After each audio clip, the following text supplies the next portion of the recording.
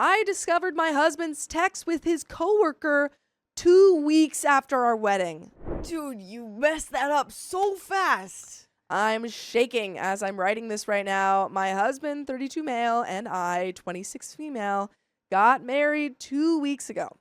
We have been together for 4.5 years, an almost 2-year-old daughter. Oh no. For starters, I am completely in shock. When I say this man is loyal, dependable, considerate, I mean it.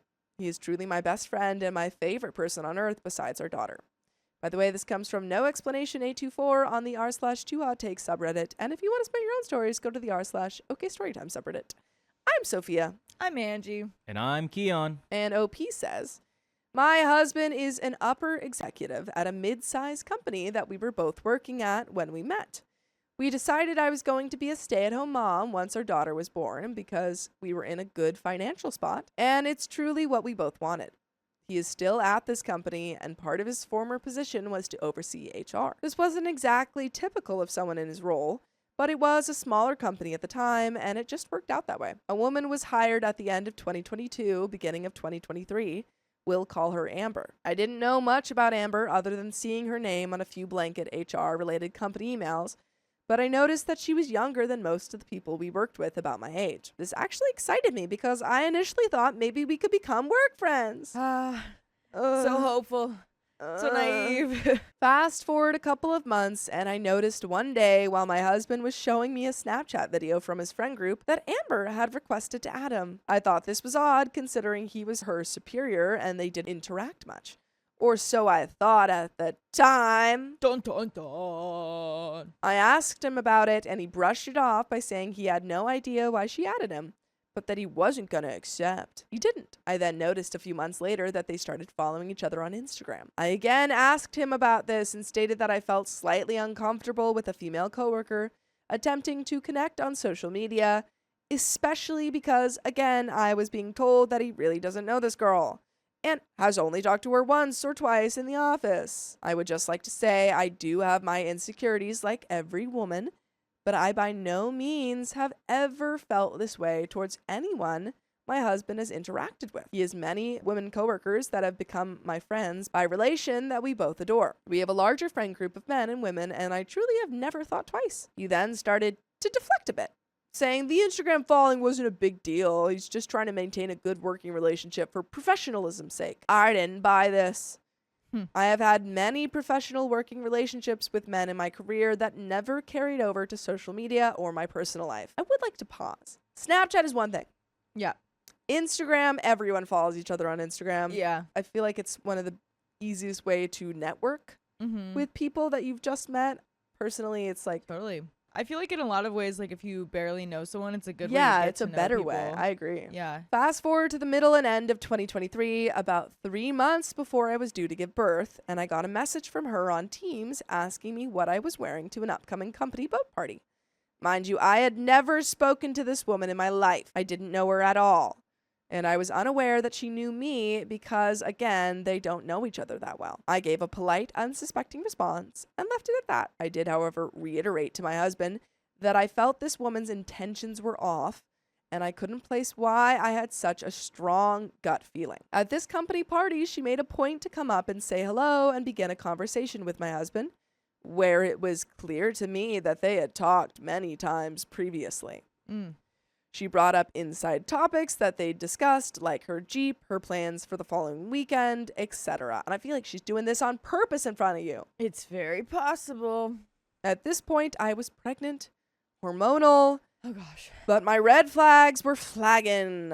All the alarm bells were going off. It was at this point that I really made my feelings known and requested to my husband that they cease contact. He agreed and said it was no problem. She ended up leaving the company later that year, and things went quiet until last night. Dun, dun, dun. Dun, dun, dun. We were sitting on the couch after putting our daughter to bed, and he mentioned to me that she texted him congratulations on our wedding. I was a bit surprised, considering it had been almost 2 years since they would have even interacted. I asked to see the message, and then my stomach sank. I could see there were previous texts dating back to March of this year.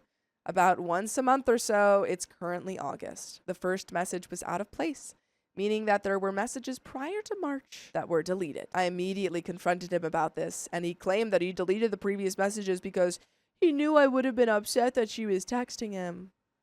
Why? Why would she have been upset? Because you set a boundary and you agreed to that boundary? I just kept a secret from you because I knew you wouldn't like it if you knew that I cheated on you. That's why.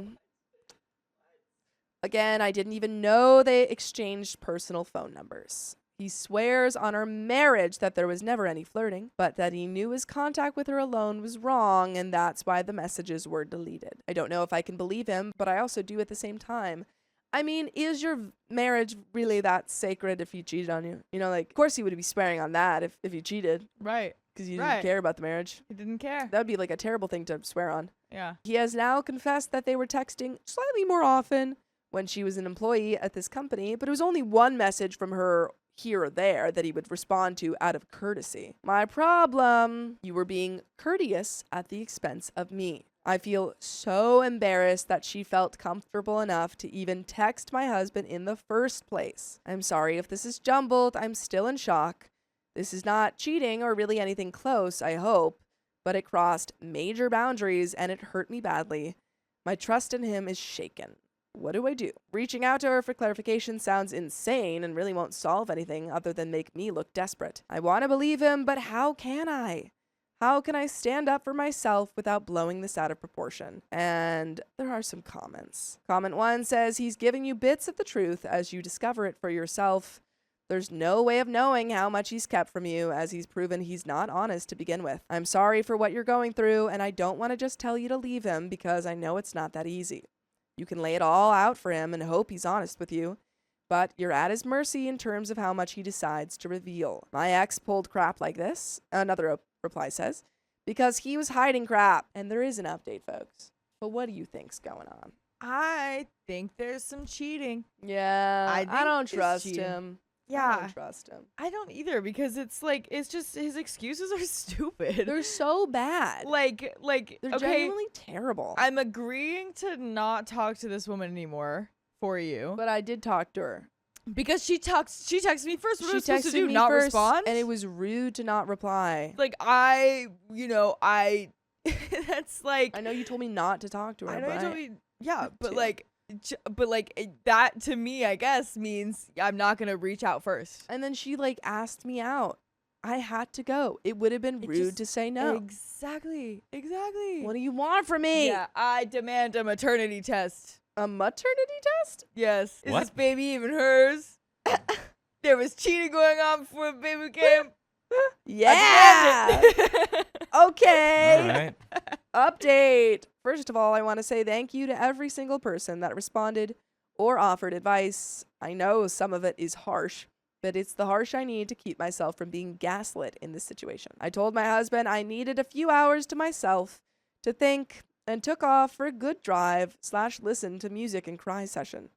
I'll be speaking with him tonight after I feel like I'm ready to go home, and we'll be telling him that we'll all be seeing a couples counselor ASAP. I don't feel as though I can engage in a conversation about this without him deflecting and manipulating me, so I think I need a professional to help mediate. I can get really worked up when being gaslit due to trauma from a past relationship, and it makes it very difficult to speak clearly.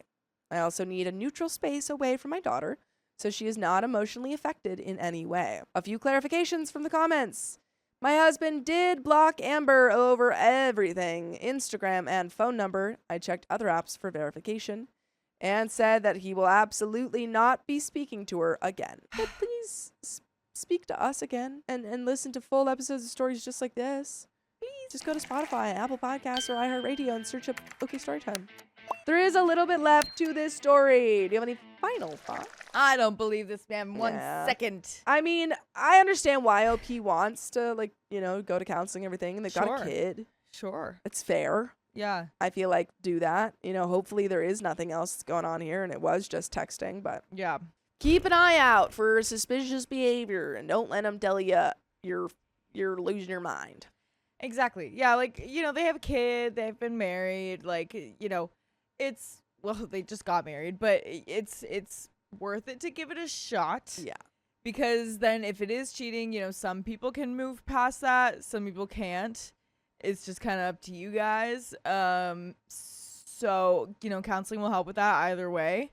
So yeah, give it a shot, but I mean, I don't know. I don't believe him. And I think the fact that he's still lying to you is a big problem. Yeah, he keeps trickle truthing. You just got married.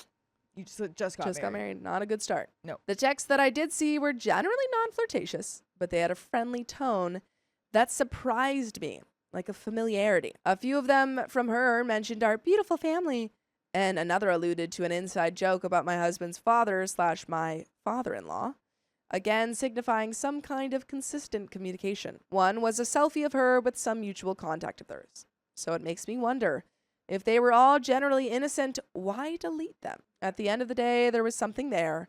I just don't know to what extent. I'll be keeping composed and doing some digging in the meantime, separate from contacting Amber, which I've decided will do no good. Thank you again. And comment 1 says, I think therapy is absolutely necessary. Can I suggest, just so you have more facts, that you look at copies of the back phone records? You should be able to just access them through your online account if you share a cell plan. I discovered an emotional affair by looking at the detailed text and call logs. There were hundreds to the same number. You can't see the texts themselves, but seeing the number of them labeled as incoming and outgoing will at least tell you if he's being honest about the frequency of contact and how much he's actually responding. Good luck to you.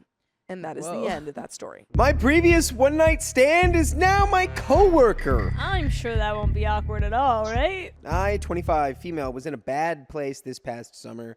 I had just lost my job and was lonely and depressed. Deciding I needed to put myself out there more, I joined Tinder. Sure. Went out with a guy named Eric, 25 male. We went to a brewski festival together, and the date was fun. But we, and especially I, got way too wasted. He ended up going back to his place and having the bounce chicka bounce wow. It was definitely me who initiated. I like how me is in all caps. What? Me is on all caps. It was definitely me. Long story short, after we had spicy sleep, I burst into drunken tears. Oh, no. By the way, this comes from user xfling spreading rumo. And if you want to submit your own stories, go to the r/OK Storytime subreddit. And we're here to give you good advice goofily, but we don't have all the answers. We only know what we would do. So to let us know what you do in the comments, as OP says. To this day, I'm still not sure what caused it exactly. He didn't do or say anything. I was just hammered and very sad inside, and it all came out on this poor guy. It sounds like you know exactly what happened. I wanted to say something, but I'm not going to say it. Say it. You can't say that until mic. It's those words rearranged, but never mind. Okay. Keon. Okay, Keon. Don't say. Keon. Keon. This poor guy. Keon! No! but this poor guy can't- Keon! He was really uncomfortable and didn't know what to do, and asked if I wanted to go home or stay. I mumbled that I would stay. The next morning, I woke up embarrassed and very hungover to an empty bed. I get up, go to the living room, and he's there watching TV. He gives me a ride home, which is fair. I'd be like, I don't know. I probably would have moved to the couch in the middle of the night. Sorry. Hey, you all good? Good morning. Sorry, I just saw pretty much the inside of Riley right there. What? What? Yeah. What? He just mooned me. It was great. He just showed you his monkey butt? Yeah, he No did. way. Bro, you got a hairy butt. Dang. He's not denying it. Riley says, I did not do that.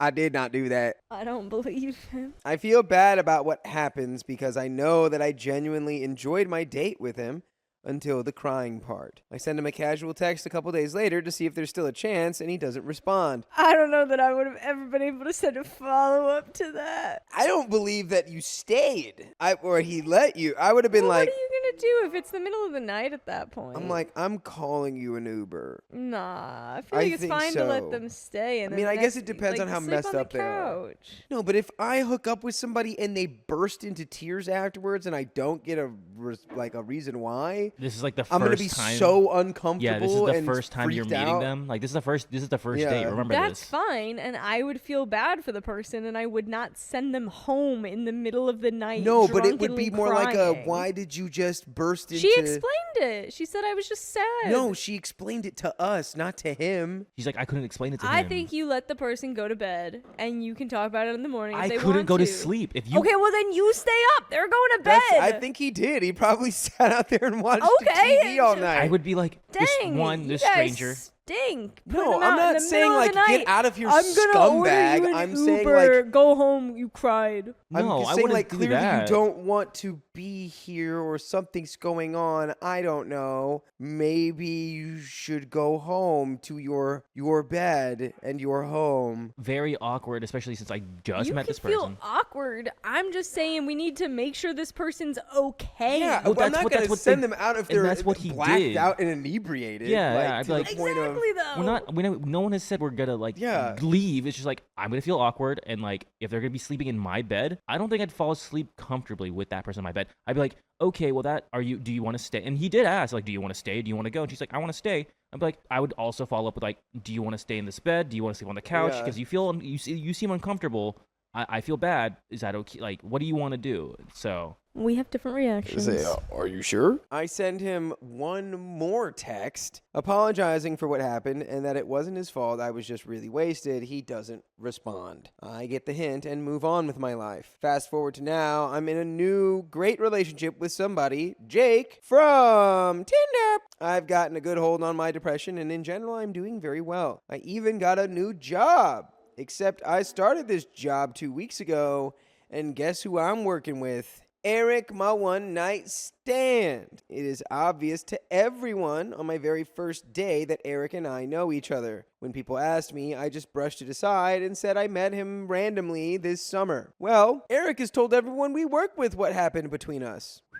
I don't know if that classifies as a form of harassment or not. I guarantee you this guy, depending on the context, I guarantee you this guy came in to work and be like, guys, if you were in this situation. That's not something you say at work still. Yeah. There's no reason to explain the nitty-gritty details of that to your brand new coworkers. I don't think it was his brand new coworkers. Did she start the job or did he start the job? She started the job. Okay, there's still no reason to explain that to your coworkers. That's weird. Well, it'd be less weird if it was like, That's something that you go to HR together and you go, hey, we're just gonna put it out there. We have a history. I mean, everyone we work with is probably an exaggeration. It's probably like his coworkers, whoever he's friends with, probably heard about what happened. And then when she showed up, he went, oh my God, guys, that's her. But even that is like still like, why would you do that? Like, you need to be more empathy for that. This guy sounds like a bit of a tool.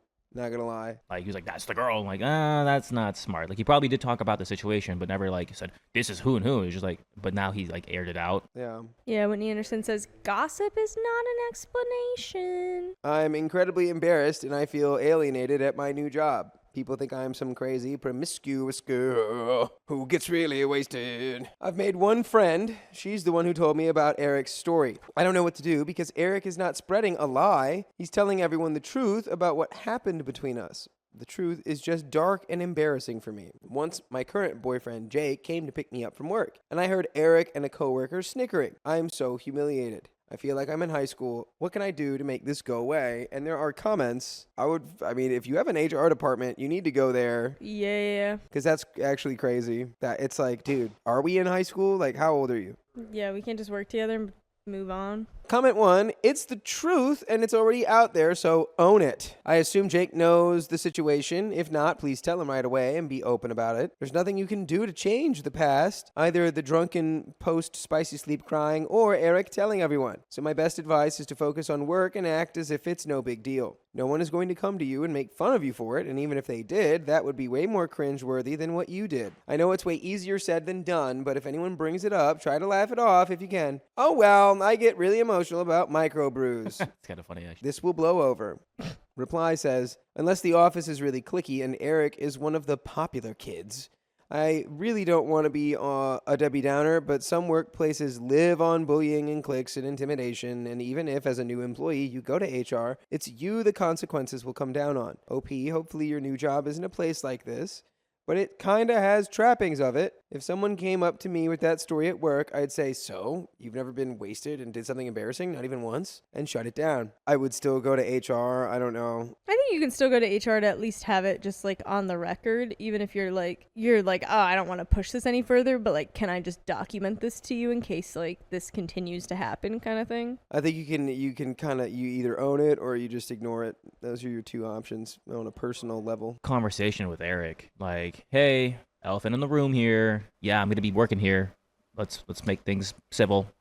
Let's be adults. I think I would have that conversation through HR, Yeah? honestly, with with the a three of you? mediator present. Yeah, with the three of you, I think that would be the smartest thing. Comment 2 says, give it time. By next week, this will be last week's story. Just hold your head high and remember how far you've come, and people will forget. And if Eric keeps bringing it up, you go straight to HR. Comment 3 says, why is he bringing up your mutual one-night stand at coworkers? That seems really inappropriate on Eric's end. If he keeps making it an issue, you need to bring this situation to HR. This is harassment, IMO. Keep your head up, stay as professional as you can be, and you'll get to know your coworkers as time progresses, and they'll get to know you. Reply says, one theory, he mentioned this after the initial crying incident happened and then sees OP at work and goes to his work buddies and says, oh my God, guys, remember that chick who cried after we had the spicy sleep? She's the new girl. She cried because you're so bad at it. Yeah, I mean, fully, if he wants to just keep being mean, a little baby about it at work, pretty easy comeback right there. Update. What? Thanks to everyone who responded to my original post. Most of you told me to keep my head high and own what happened and focus on my work, and that's exactly what I did. To those of you reminding me to tell my boyfriend I actually already had, and he was supportive and sympathetic to my situation. Good boyfriend. You guys were right. I just had to wait for things to blow over. It's been about 2 weeks since I posted and 1 month since I started my new job. I made a really diligent effort to be really helpful, friendly, and hardworking, and it worked. I'm getting along with all my coworkers now, including Eric. I no longer feel paranoid that people are whispering about me being crazy or anything. In fact, what inspired me to write this post was that Eric and I had been assigned to tackle a project together. Yesterday, we both had to stay late to wrap up a presentation we had been working on for a while, which was the first time we had ever actually been alone besides, well, for the time we had the spicy sleep. I was nervous about it, but determined to just focus on work and get through it. But we had a little downtime while we were uploading our presentation/video to the server, and we started chatting, at which point I made a self-deprecating joke. If this thing crashes, I might just burst into tears again. He laughed at that, and we ended up clearing the air. He first started by apologizing if he or anyone at work had made me uncomfortable, and then described our Tinder incident last summer, but from his perspective. Basically, he had actually just downloaded Tinder that week over the summer when we started talking.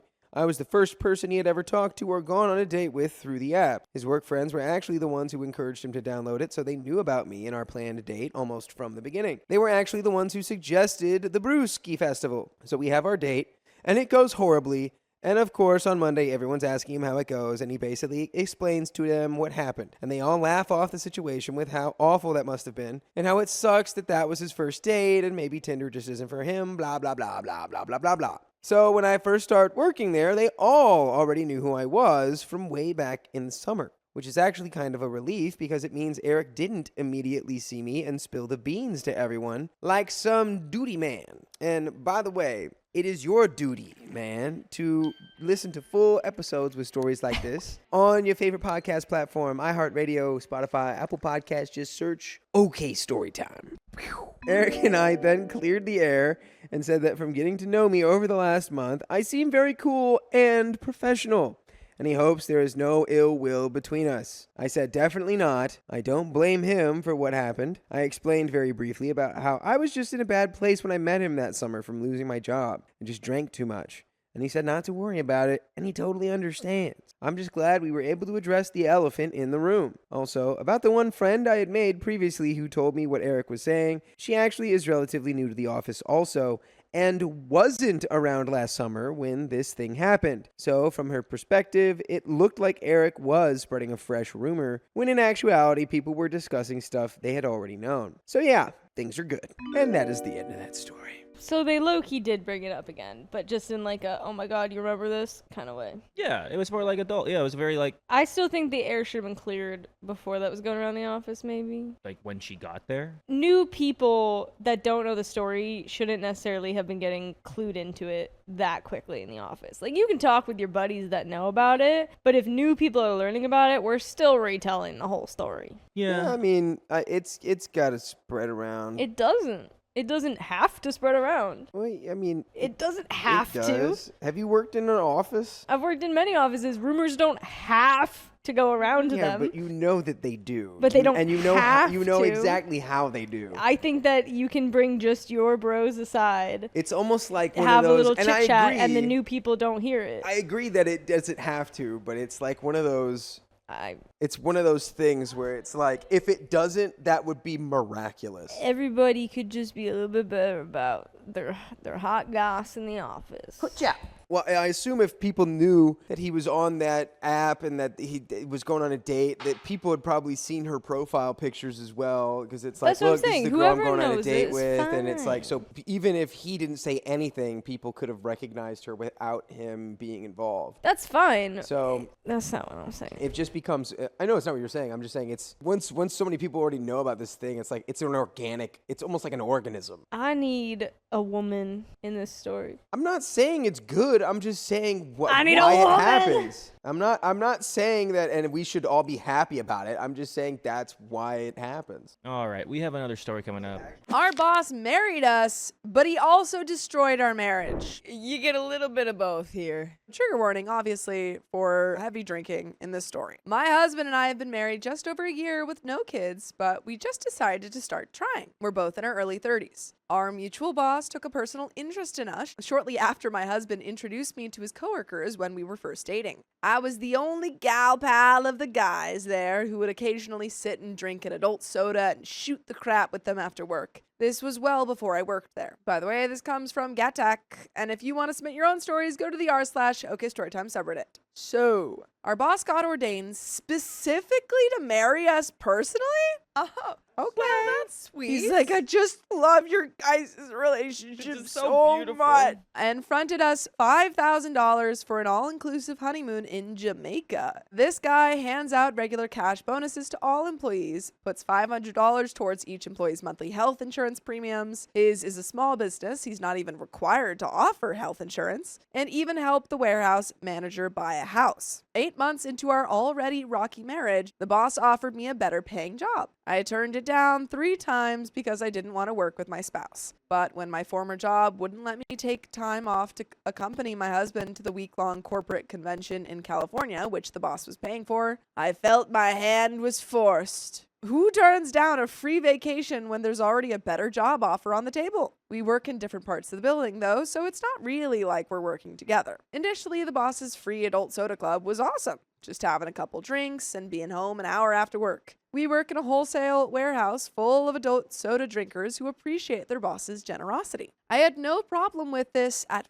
first. Once I started working there, I'd stay maybe once every week or two, but they smoke in the warehouse after hours and I can't tolerate indoor smoke. Then the boss's 12-year marriage must have hit a rocky place because suddenly he never wanted to go home. Free adult soda club turned into a 3 to 5 hour free-for-all every single night. Oh my goodness. With the boss constantly pushing just one more down everyone's throats. Now, all the warehouse employees, my husband included, drive home well over the legal booze limit every night? That's crazy. I don't think that's a good idea, you That's guys. bad. That's bad. Just admitting it with like Yeah, not even. OP's just so like, nonchalant. yeah, they were driving home. They were drunk driving every night. Yeah. What? No DUI yet. My husband comes from a heavy drinker family and had problems even before his boss entered the picture. I've never seen my husband sober, and he's a complete office cleaner when he's wasted. We haven't had a dinner together in months, and his office cleaner, Just D-bag. D-bag. He's a complete D-bag. Yeah. Office cleaner is too far away from that. Well, because it's supposed to be orifice. Yeah. Yeah. He's a complete D-bag. You've never seen your husband sober, or do you just mean like completely sober? Is he always drunk? It said when he's drunk, he's a D-bag, or Mhm. when he's not. When he's drunk, he's a D-bag. When he's not drunk, he's also a D-bag. We haven't had dinner together in months. The last time I asked him to come home and have dinner with me, I love to cook and he loves my cooking, he copped an attitude and told me he could come home anytime he wanted, and I couldn't tell him what to do. We were in a public restaurant. This is all on top of us being separated for 3 months last fall, just 4 months after we married. Wow. After our wedding, he started pulling macho controlling BS he'd never pulled before. Classic, my spouse didn't go crazy until after the wedding syndrome. And succumbing to wasted paranoid rages that would last for days. Yikes. I stayed at a women's shelter for 2 months, then got my own room in a house for another month before he calmed down and we worked things out. Wow. Why would you work things out after that? So when we said rocky relationship, That's more than rocky. Your partner has problems. this is like, she's saying it's like a bumpy road when really it's like an avalanche. It's a sheer cliff face. Yeah. You've just fallen off a cliff. Yeah. That's the type of rocks we're talking about. Yikes, dude. He submitted to a heavy drinker assessment while I was at the shelter and was told he needed outpatient treatment. Everyone I know who's sobered up says outpatient programs are worthless if you really want to get sober, and they were right. My husband tried it for a week and quit because it was too expensive, then went right back to drinking after work. Trigger warning, obviously, for heavy drinking in this story. As a heavy drinker, he simply doesn't have the willpower to turn down free adult soda, especially from an authority figure who's become a real father figure to him, and that authority figure is the boss. Mm-hmm. This man is destroying the very marriage he helped put together. He's a traditional conservative Republican. My husband had to hide the fact that he voted for Obama, and supports his Russian wife who's never worked a day in her life and puts up with his BS because he's rich. I feel this example creeping into my husband's idea of how marriage should work, and it terrifies me. The boss is never home, ignores his wife and 8-year-old daughter, and pushes the idea that women are just trying to take their adult soda away. Oh, that's crazy. That's all we're here for, guys. They're just trying to take my drinks away. Just for the prohibition. That's all. Last night was the breaking point. My husband didn't come home until 8:30 p.m., crap-faced as usual. Months ago, he promised to be home by 7 p.m. every night, but it's been ages since he bothered. Most nights, he doesn't even apologize. He picked a fight and put down my choices for how I want to give birth, refusing to read info about the birthing center I've been researching for a year, calling it dumb. Then he passed out on the couch after less than an hour home without helping me clean the apartment for a friend staying over, as he promised. Because he's a drinker. Drinkers cannot accomplish things even they want to accomplish. I hit my breaking point. While he was passed out, I told him it was officially a mistake to have come back to him. I packed his bag, making it look normal, and put it in my car. He was already planning to stay at his coworker's buddy's house tonight, whose fiance has already left him for similar reasons. Oh, wow. So he can crash there indefinitely as far as I'm concerned. I'm at work writing this, and at some point I'm going to take his apartment keys off his keychain, leave his packed bag in his truck, and text him after I leave to check his email. My ultimatum, 30-day inpatient treatment or your marriage. Don't call me until you're sober. Obviously, working at the same place makes this awful. There is only one other woman at the company who fully supports my decision and has the boss's ear. She can relay messages for me, but what should the message be? I can't, in good conscience, continue working for a company whose policies are actively eroding my marriage, especially when I'm about to toss my husband out. I may have a work from home option temporarily since I handle their eBay sales, but not permanently. I'm calm but frantic. This is huge and I need your support, Reddit. By the way, my husband and his whole drinking family aren't on Reddit. He's the only one who even owns books. What? Books plus internet. What? They are the same thing. His family doesn't own books? I guess not. Should I lawyer up? We have one joint account for bills that we each direct deposit half our paychecks into, which I manage completely since he's god-awful with money. I can't really afford a lawyer, and honestly, if he sobered up, we'd have a real chance at making our marriage work. Big if, though. Edit number 1, my idea to slip his house keys off his chain is questionably legal, so I'm looking for a different way to prevent him from returning to the apartment, possibly in order for protection. Edit number 2, I talked to an advocate at the women's shelter, and I'm waiting to see if the order for protection will be granted. I'll wait until then to give him any notice that he's being booted. And there is an update, folks. Wow. Dang, this is a bad situation. Very bad situation. Super bad. And I feel like it started off so lighthearted that I was kind of shocked at how bad it went Total so left quickly. turn off a cliff, dude. Yeah. Like, For real. OP was like, yeah, we got married and our boss helped us get married, and then he was a drinker. Yeah, and my marriage is falling apart because now my husband's a big drinker. I don't think that you should even be thinking about going back, to him. I don't even think right now, like, fixing your marriage is on the table. Yeah. I think it's just like, tell him that you're leaving and he needs to get his life together. I mean, it kind of sounds like that's what she's doing for now. Yeah. She's kind of like, okay, you got to get out of here. Come back when you fix this problem. But maybe we shouldn't come back. I don't know. Yeah. It feels like she's like, yeah, we could totally have a good marriage. It's like, you guys have a terrible marriage. Yeah, a if year you- into the marriage. If you have to stay in a women's shelter, That's not a type of marriage that Yeah. you should be going back to. yeah, absolutely not. And hopefully she can figure that out on her Yeah. own once she does leave. That's wild. But yeah, I don't know all the legal things that would go around kicking him out of your apartment.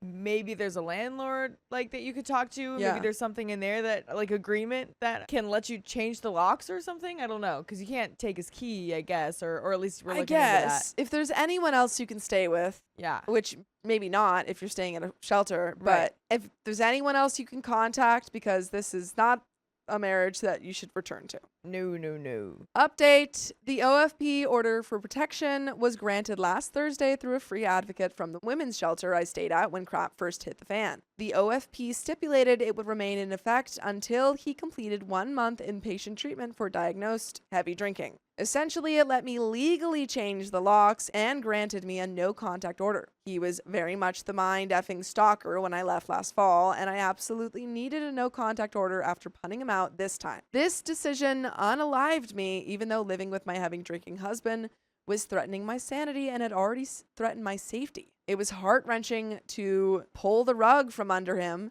by having him come home to an envelope on the door. But he doesn't respond to subtlety and has made countless empty promises already. Let me address concerns from the first post. Some worried I was an OFP for personal gain. I didn't detail everything he put me through in my original post. It was already a novel. But the OFP was legitimately granted through my documented history with him, including 2 police calls. Girl, what marriage are you trying to get back? Yeah. Within the first 8 months of your marriage, this is how it is? Yeah. I mean, What marriage are you trying to get back? I have hopes that she's not trying that hard to get it back. She is at least, I hope, trying yeah. to change the locks and get away from him for now. Yeah.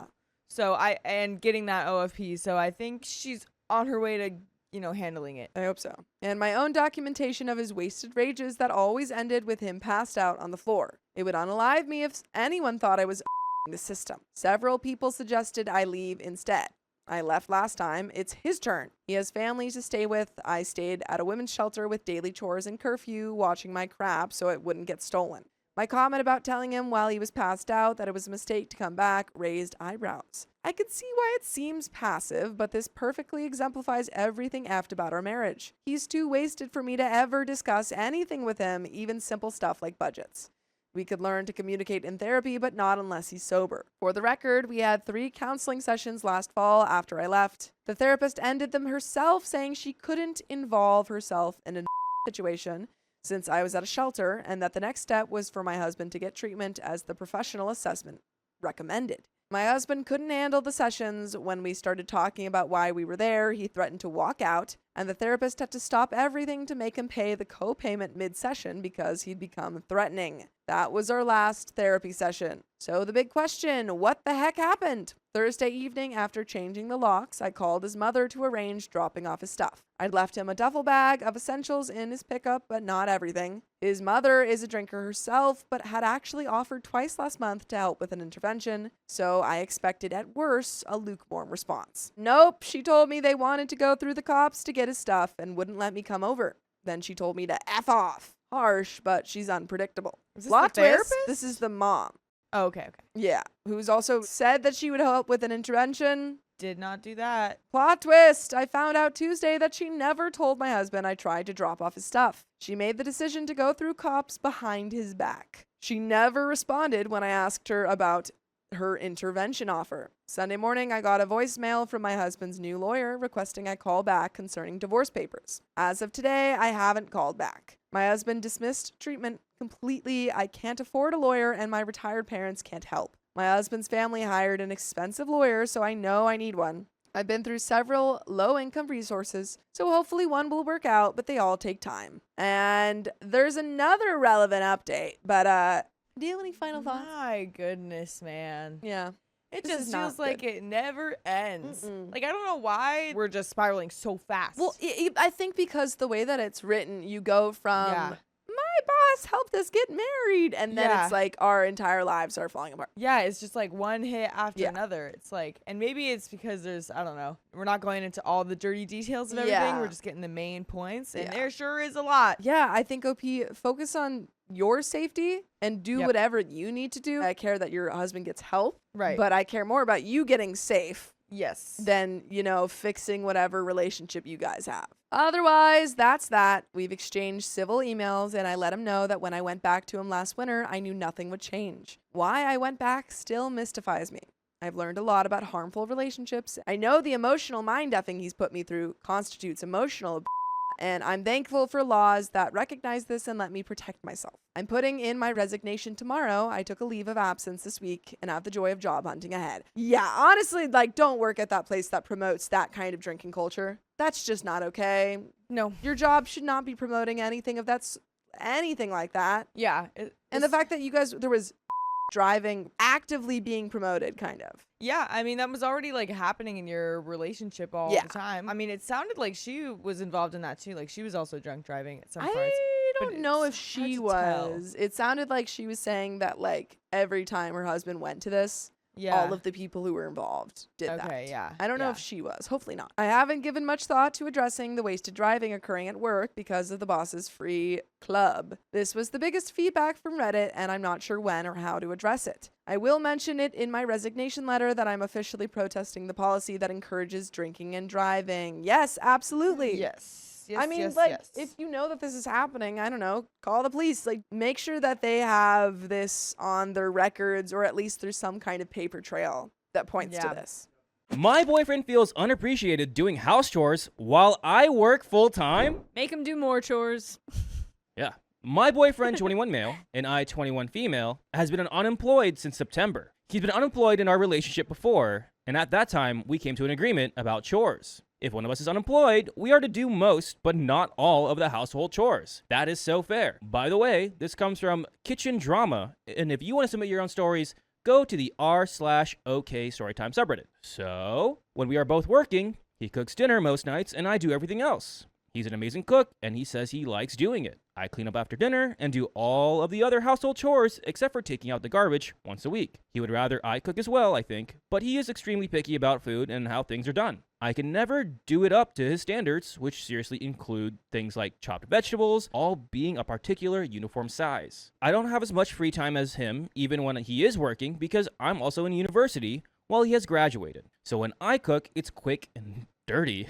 I don't think he can reasonably expect me to spend more than 30 to 45 minutes cooking while I'm both working and in school, but he won't compromise, and so I barely cook at all. When he is unemployed, I ask that he also do the dishes. We handle our meals other than dinner on our own. A quick note, he's very athletic and has an extremely high metabolism, whereas I have an autoimmune disease that makes me have a very low one. So he eats at least twice as much as me on a given day. As a result, I pay for 40% of the groceries instead of 50%, but I still spend about twice as much on food as I did when I was single. The other day, he snapped at me. I casually asked if he was hungry because it was 8 p.m. and he hadn't started cooking dinner, and he just blew up. He said I was lazy, didn't do anything, didn't pay for 50% of the bills. I do for everything but groceries, didn't appreciate him and all he does for me, so that I can spend all my time focusing on school, and even brought up that I had spent an hour on my phone that day when I could have been doing homework. If he was going to do all the chores, I should be spending all my free time on school. But he's a little bored. He's unemployed. I don't know. She could do something. If he's cooking all this, he now cooks every night. He's paying He for all the cleans bills, everything. yeah. He pays half of all the bills. He pays a little bit more for the food. Okay, that's on him though. He needs to pay. He doesn't pay half the bills. He's unemployed. It just said they split the bills, didn't it? How could he pay for half the He bills? could have That money OP still. didn't pay for 50% I of the think bills. I think he's If trying to OP say that doesn't I pay don't pay 50%. for half the bills, where it's like, no, I literally pay for everything except groceries. So what are you talking about? Yeah, I feel like he's having a little of a crash out here and taking it out on you, where he's like, I'm doing all the things, but brother, you could change this if you get a job. We don't know if he's trying. All I'm saying. He sounds hangry. That's all also I'm true. saying is, like, at the very least, maybe just offer to, like, I don't know, do the dishes that night or something. Like, if he he's cooks, cooking every night right now. If he does cook, I think they came to a mutual agreement. If he does cook, and OP she just does- said, I don't cook while I'm in university, and she's in university right now. But no, if he does cook, which he does most of the time, OP does the dishes. That's like the I don't most think fair so. thing. Is I like don't think that was what they said. But also, you are jobbing. I'm pretty sure that she went back and said he's also doing the dishes right now because He's she's unemployed. in university. Yeah. Let's find out. I'm from a poor family, have a lot of debt and no savings, no safety net, and I bust my butt making crap money so that I can put myself through university and contribute evenly to our household. I probably still overpay for groceries for how much I eat, and I pay the whole internet bill on my own. He is from a rich family who paid for his schooling so that he's debt-free, and they've given him tens of thousands of dollars. This conversation happened the last time he was unemployed as well. As he was ranting, I got angrier and angrier. He sits at home all day doing nothing. This is literally his own responsibility. He sleeps until noon and then watches videos and plays games the rest of the day. He says he spends all day looking for jobs, but I know for a fact that he hasn't sent out any resumes. Since he's home all day, he has plenty of time to make a huge mess. He throws his garbage directly onto the floor. When I bought a toilet brush for our apartment, he literally did not even know what it was for. Cleaning up after him is a huge job, but I prefer it because I hate cooking and I hate how he criticizes me while I cook. Cooking one meal a day and doing the dishes after is literally his only worldly responsibility right now, and one that he doesn't want to trade off for something else because I can't do it right. I hugely appreciate what he does, but it's not like he works away in the kitchen all day while I sit around and knucklehead off. After explaining how I feel about it, he gets tears in his eyes and says he's sorry. He agrees that our arrangements are fair considering his weird cooking standards and that he is unemployed and not looking for another job, and then tells me that he likes our arrangement and doesn't want it to change. But I know that this will come up again, and it has before. He won't let us change our arrangement, but then he resents me for it. He considers cooking and cleaning up for one meal a day, doing everything. I don't want to do more than half the chores when he's unemployed and has all day to do whatever he wants. Whereas I barely have any free time to do the things I enjoy as it is. I haven't played the piano in months, and I used to do it every day because I'm supposed to be doing my own chores or studying at all times to repay him for cooking dinner and cleaning up after. So, the advice I am searching for: 1. How can I make him feel more appreciated, but also not have to do a significantly bigger share of the chores? I don't want him to feel bad, but I also don't want to feel like I'm his mother. 2. How can I change our arrangement in a way that would be acceptable to both of us? 3. What should I add to our conversation to get him to understand where I'm coming from, or to understand where he's coming from? For the moment, I try to cook when I know he won't be home to watch me do it, which is rarely now, unfortunately. I offer to do the dishes anyway, occasionally. I bring him flowers or baked goods when I get home at the end of the day with a thank you note, and I try to verbally appreciate him, especially at dinner time. I would feel really stupid about going to a counselor over not being able to figure out chores, and we have an update. Carly. If he's so rich and if he's still getting money, can he just, like, hire a cleaner? Can we just do that and call it a day? Can he just be like, yeah, I'll pay for the cleaner then? I mean, you can bring that up. It definitely Either really way, is. like, obviously he needs to do more. I just don't think he's gonna. I think he's gonna be a little whiny boy about it. Either way, he needs to find a job. Or something to That's do. what- There's no Yeah. universe in which you sleeping until noon and then playing video games and then you do the chores and it's like, I do everything around here. It's like, well, you probably have more time to do stuff if you didn't sleep in until noon and play video games. Maybe get a job. Hey. And then I went back to the beginning of the story, and they did say that this has been established as a dynamic, Yeah. and Yeah, they've no, they done this agreed on this in before. the He's past. been unemployed before. It's so happened to both of them. Like,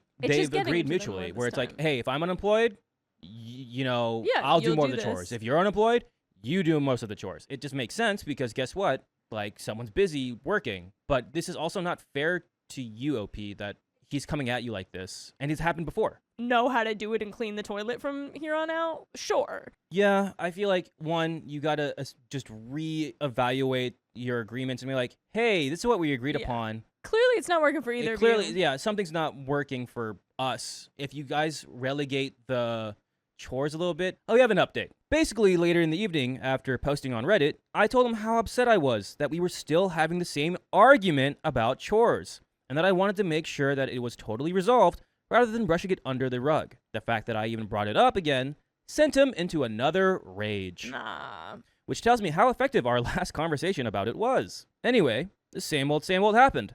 I refused to back down, refused to say I would do even more chores or pay for even more groceries or anything, and he eventually came around and agreed that he was being childish, would work harder to get a job, would stop complaining about the few chores he had to do, etc., etc. I had a couple of exams/papers to prepare for all at once, so I said I would not be lifting a finger for the next few days while I tried to study in my very limited free time. I ended the argument, or tried to end the argument, by explaining that this was the last time I ever wanted to have this conversation. That if he really agreed he had it easy, and he was being immature about things, then I didn't think it needed to be brought up again until our situation changed. I don't remember how it played into the conversation, but the final thing I said was to explain how I had anonymously posted about it on Reddit, and that everyone's replies had affirmed for me, and that I was not being crazy, not being unreasonable, and was not going to be convinced that I should do even more, so he shouldn't try it again. That sent him into another raging fury. I think at this point, don't live with him. Yeah. He doesn't even want to talk. Every time you have a conversation, he's just in a raging He's acting fury. like a teenager that you're Yeah. calling him out on his bull, and he's like, no, but wait, I was a child. No, If at you're this point, genuinely trying to have the conversation to fix the problem and he just yells, nah, yeah. done. He demanded to see the post and claimed that I must have lied about him or distorted the truth to make him seem like the bad guy. At first, I refused to let him see it because I was worried he would pick it apart, get upset about the negative light I had portrayed him in, and it would make the fight even worse. But he wore me down, and I opened it up on the computer. At first, he was fuming while he read it, pacing around while holding my tablet in his hands. Then he got really quiet and sat down. He read all the replies. All of these people saying that he was a leech, a loser, and that I should dump him immediately. I think that it finally clicked for him. I was pretty emotionally drained at this point, crying, knowing all the stuff he was reading, and I didn't want to talk about it anymore, so I went to bed. Oh, you never go to bed angry, but I get it. You're at your point. The next morning, I was woken up by him kissing me goodbye. He was fully dressed in nice clothes and had a folder in one hand and said he was going out to look for work and left. Okay. Okay. I didn't really know what to say. I was pretty stunned. When I was ready and got out of the room, the entire house had been tidied up. All the dishes had been done, clothes and papers picked up and put away, and the laundry had been put on. When he got home, he came to the room where I was studying and got down on his knees and hugged me, begging me not to dump him and to give him another chance. I thought that was going somewhere else for I a thought, second. that was, he said knees, not one knee. Knees. Knees.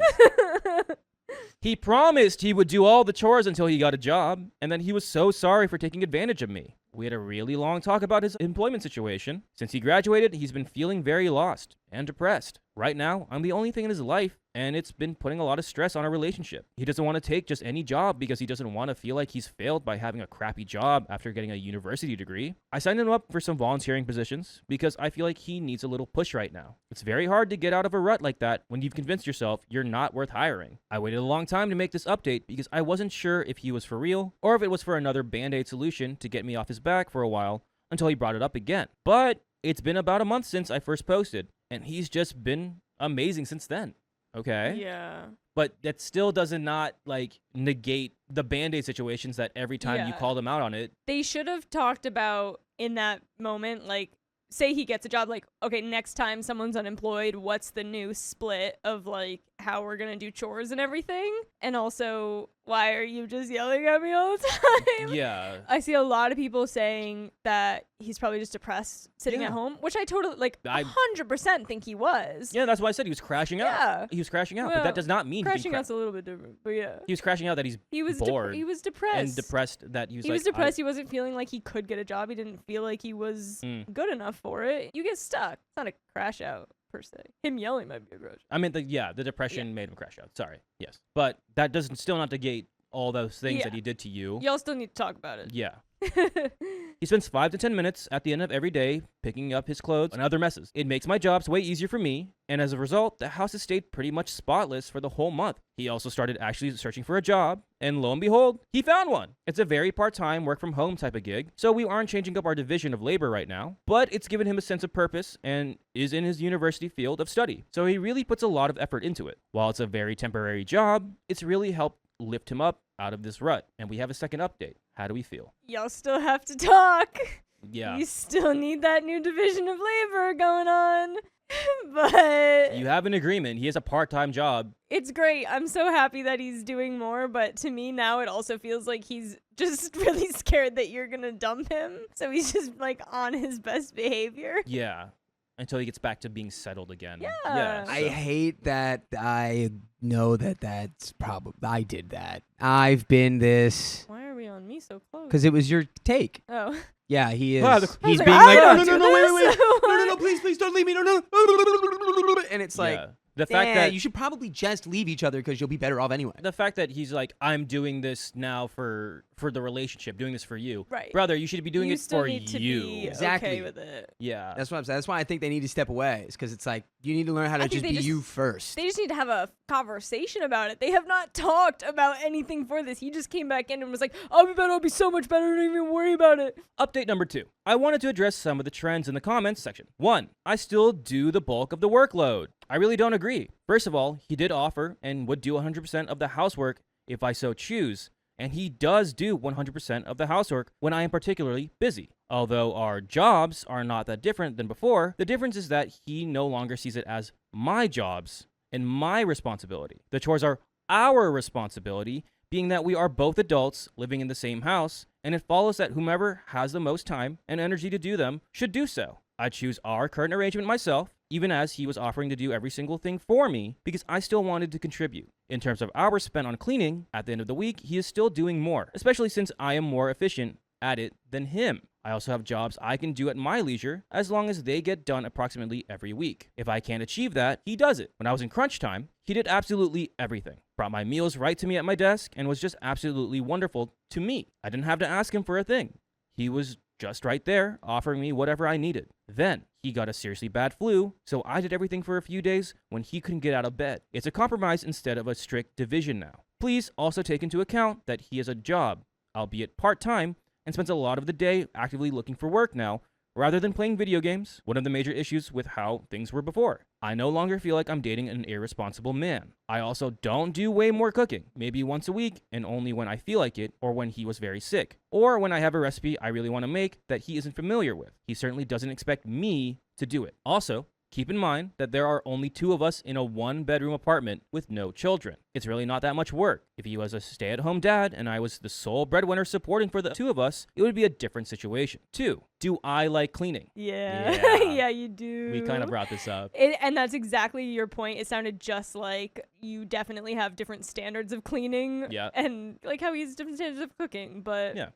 I've never been asked this before, but I guess I do. yeah. I was starting to dislike it because it became such a huge source of stress. But now that I'm not required to make big sacrifices to get it done, I like it again. It feels personally fulfilling, and I have my own system of organization. Just like he likes the cooking done his way, I have chores I like done my own way, and I'm more efficient at them than he is. I really dislike cooking, doing dishes, taking out garbage, compost, recycling, or cleaning gross things like old lunch containers. To me, that's way worse than work. I'd gladly do more work than him, though I don't agree I do, rather than handle those jobs. We definitely go by comparative advantage here. If I don't get something done, he just quietly does it without mentioning it. If I ask him to do something, he'll practically scramble to do it right away. He clearly took our talk seriously. 3. Am I happy? I am. My boyfriend was having a very immature, childish moment in an otherwise great relationship. My original post made me question not just what he wanted, but what I wanted and needed to be happy. He offered to take on everything, but I didn't want that. Doing no chores wouldn't make me happy. While the stress factors behind his behavior aren't an excuse, they do make it understandable for me. I'll stay wary of this issue resurfacing, but I feel much happier now and hopeful for the future. He really does have everything on my laundry list. He loves children,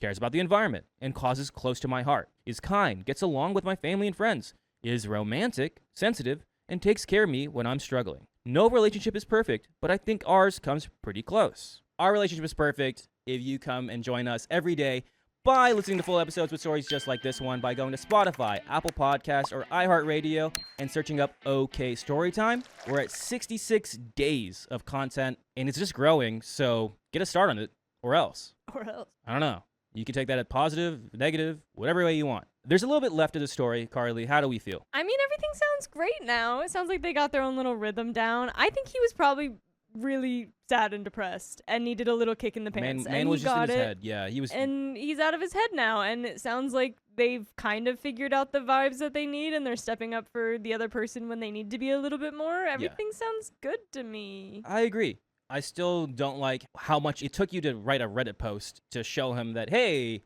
Yeah, I wonder if we could have just talked, but yeah, I think this is going in a positive light. it sounds like it's kept up for at least a month now, so... Yeah. So back to the story. Let's finish this up. Number 4. Again, the commenters are asking the dynamic with OP. Is he No, no, no, no, no, no, no. He can be pretty volatile when it comes to what he sees as a success as a man. He doesn't act that way about everything, and I wouldn't stand for it if he did.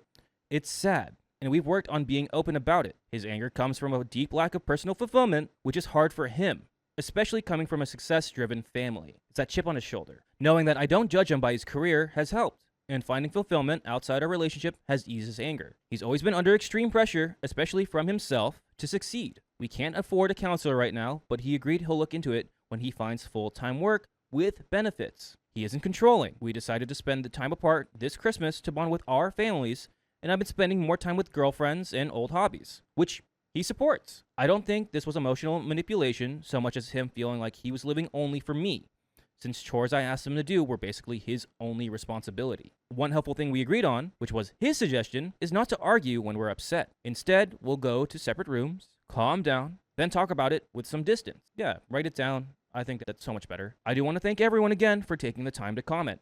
I read every comment, and although I can't give you what many of you want and dump him, I can promise that I'm much happier since I let him read that post, and also I won't let myself agree to any sort of arrangement that makes me unhappy again, even if it means eventually leaving this relationship. And that is the end of that story. My mother left us to work in the adult industry. Now she's reaching out. Ooh, I don't have anything for that. Posting here because my therapist said it would be nice to get off my chest. My dad, 68 male, used to travel a lot for work, staying away for weeks at a time. He and my mother had an open marriage arrangement, though she was the only one who took advantage of it. Throughout most of my childhood, I remember her leaving at night to go to clubs, parties, sometimes staying away for days, and neglecting me and my brother. I learned how to get groceries and cook when I was 8. So my brother wouldn't starve. So young. Oh my gosh. By the way, this comes from Throwaway Crazy Mom 10. And if you want to submit your own stories, go to the r/OK Storytime subreddit. I'm Riley. I'm Carly. And I'm Keon. And OP says, when I was around 13, my parents started fighting. Apparently, she had broken their deal somehow. My dad discovered the neglect, and she had started working in the adult industry. They separated for years, and I had no contact with my mother. I sent her texts, emails that showed as read, but she never replied. Eventually, I gave up trying to contact her. I managed to stay in touch with some people from her side of the family, but many of them began turning against us. They said we were too harsh on her, that we never supported her, that she was right to leave us. Gradually, I cut contact with them as well. She became pretty famous in the adult industry in my country and made a lot of money. I stopped using any NSFW websites since she appeared on the top pages of all of them. Fortunately, I suffered almost no bullying in high school because there was no way of connecting her to me. Most of my friends who had known my mother didn't recognize her after she dyed her hair and had surgeries. I moved on with my life, joined the army, and I'm doing pretty well now. However, a year ago, out of nowhere, she found me on social media and began messaging me. She asked how I was, commented on how I'd grown up so much, and tried to make small talk. I replied with one-word answers and eventually stopped responding when my nerves got the better of me. Apparently, she had retired, and after feeling what she called overwhelming remorse throughout her life, she decided to contact us again. My brother was cautious, but essentially accepted her back since he had always been closer to her. My father remains cordial, but nothing more. She also enlisted her entire side of the family to help. I was bombarded with messages and calls from both sides who had previously criticized and supported me and my dad. They all insisted she was remorseful, that she had made a huge mistake, but wanted to make it right, that she had come back for us. And I made it clear that I wanted nothing to do with her, but they persisted. I don't know, whatever you're comfortable with, if you're not comfortable to have her back in your life right now, don't do it. Yeah, I don't think you have to. She chose to leave and not reach out to you. You tried reaching out to her. Why should she get different treatment than that? No matter what your mom left to do, she left you alone, and your dad. Your mom and your dad left you alone for you to make groceries and cook food at 8. Right. She abandoned y'all. Exactly. Regardless of what she chose to do, like, there's no shame in the fact that she wanted to go do that, but she shouldn't have left you. Yeah. Jem saying she's reaping what she sowed. Yeah. More recently, she somehow found out where I live and began leaving random gifts at my doorstep with messages that were clearly from her. Things like a basket of chocolates I liked when I was little, expensive clothes. She got my size wrong on all of them. Flowers when my cat passed away, and even a very expensive hiking kit. So now she's like hitting stalker territory, high key. She's trying to buy your love. And also she's Yeah. trying to be a mommy. See, A real mommy now. God. Okay. And what sucks is her version of love is transactional. Yeah, You do this, I'll do this. right. And that's what her idea of it. And now she's like, oh, my son, I need to be transactional with him. Right. Thus, that's how I can get back into his good likings. Ooh. So I messaged her several times saying I didn't want any of that. But she either pretended not to know what I was talking about or said she thought of me in that moment. I made it clear repeatedly that I wanted nothing to do with her. But she persisted, saying she could be my mom again now. I don't know what else to say, so advice would be more than welcome. We have some relevant comments. Pixie on Access says, you are under no obligation to allow her back in your life. Block her and her family and dump all the gifts she gives you. Stop entertaining her attention. If she will not stop, I'd honestly recommend going the legal route. Get a cease and desist letter sent out to her and her family, and if it doesn't stop, go to the police to get her pesterment on file so it'll be easier to file a police report / restraining order in the future. Opie says, I've donated or sent back all of the gifts already. Unfortunately, cease and desist letters are not a thing in my country, but I am really thinking about filing a police report for pesterment. Just don't know if they will accept since she never did it personally. I decided to take the moral high ground with a polite approach. I called her and asked her to meet at a small cafe since there was no way I was meeting her privately. She arrived looking like she had won the lottery, with a smile from ear to ear, almost jumping up and down. Her smile faded when she saw my face. She sat down and tried to make small talk, but I cut her off with all the calm and patience I could gather. I told her that no matter what she did or said, there would be no way for her to be my mom again. Wow. I explained that she was a complete stranger to me now, that I still had resentments, and reminded her that I tried many times to stay in contact, but she had refused. I even stated that I was almost 30 now, so I didn't really need a mom anymore. Oh. I'm sorry. I mean, I think you always maybe like having a mom is cool, but yes, 100% agree. You don't need her anymore. You've been good since 8, man. You pulled yourself up. You took care of yourself and your sibling. Yeah. Before I could finish speaking, she burst into tears and began rambling about how sorry she was. She apologized for not seeing me grow up, for ignoring me, and said she could do anything for a second chance. She even offered to have all of her old work taken down and pay for therapy if I wanted. Apparently, she didn't know I'd been in therapy since I was a teenager. I politely refused, and since the conversation wasn't likely to progress, I left after asking her once more to not contact me again. A couple hours later, while I was in the shower, my phone exploded with calls and messages. She had apparently told her family again, and once again, they were either cursing or trying to convince me. That showed me that some of the more direct advice from my previous post was right. So I decided to follow it. I changed my phone number, cleaned my social media of any family members from her side, and told my lawyer to proceed with the restraining order. Wow. Okay. Sounds like, too, then wherever they're from, restraining orders are a little bit easier to get. Yeah. Is... Yeah. Because here, I think that's a pretty long process. She received an order a couple of days ago and immediately broke it by driving straight to my house to scream about what I was doing. That's a great way to handle a fresh restraining order, is to immediately break the restraining order.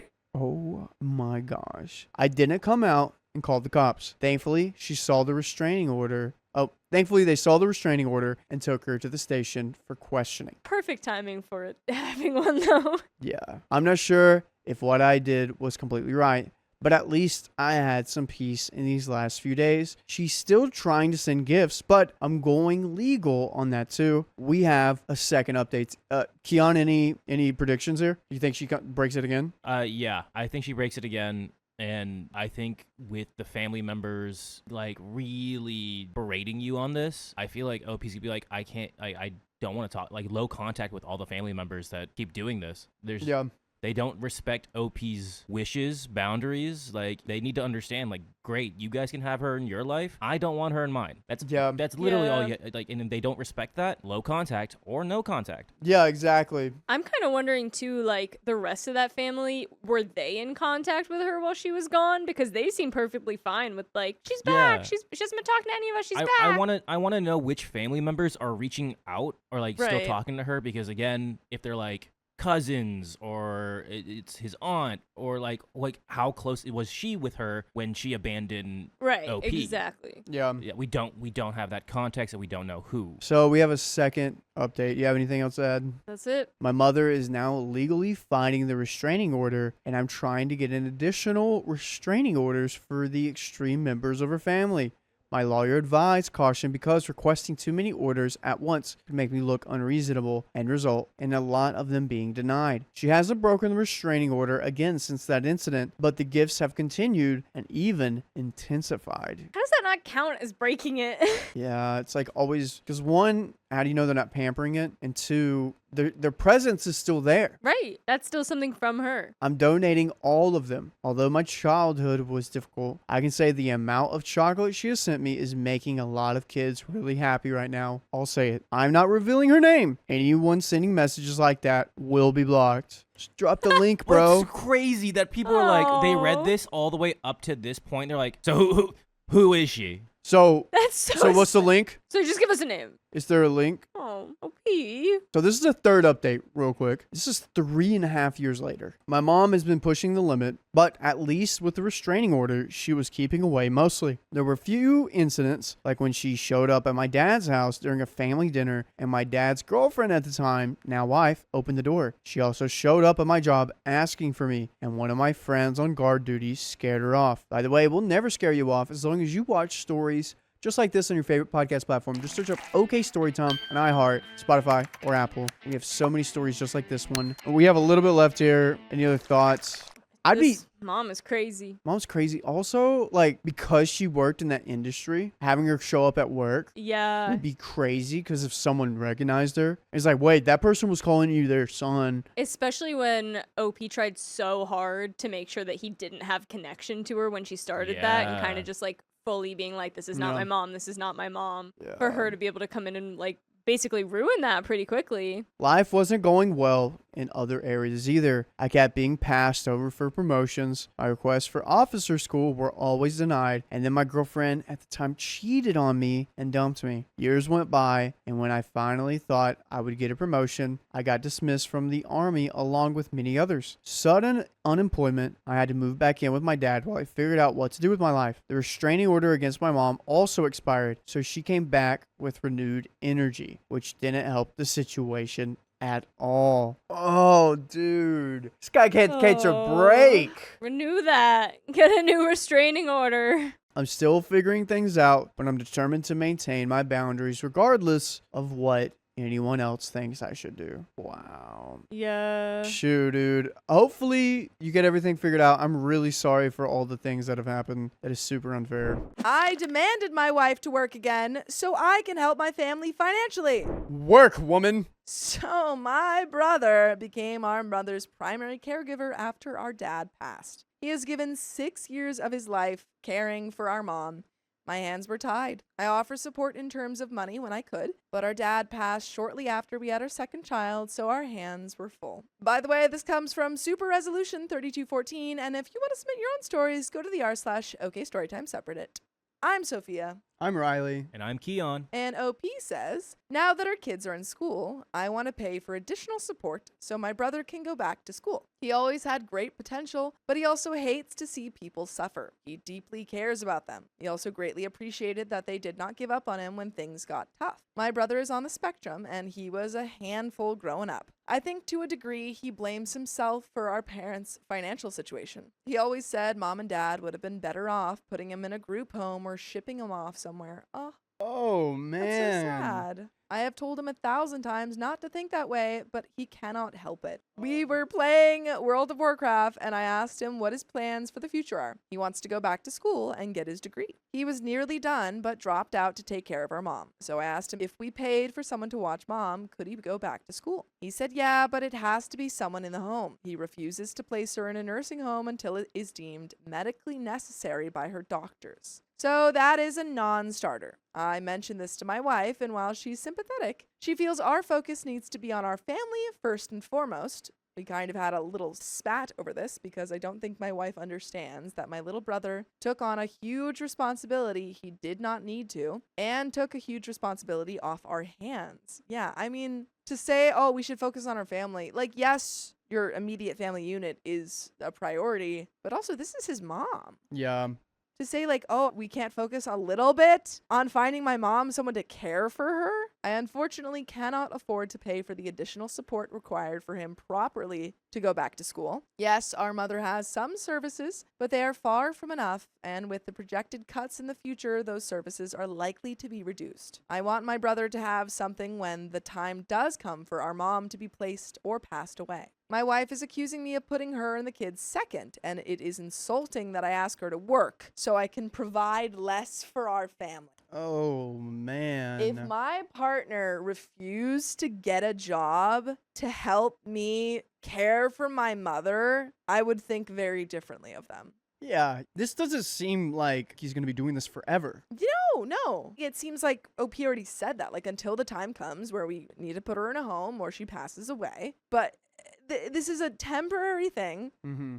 He's asking for a little bit of help from his partner, and she refuses to give that to him. This is a season where this Yeah. wife does need to work. And I don't know if your partner cannot stand the difference in weather. I don't think they should be around for all the seasons.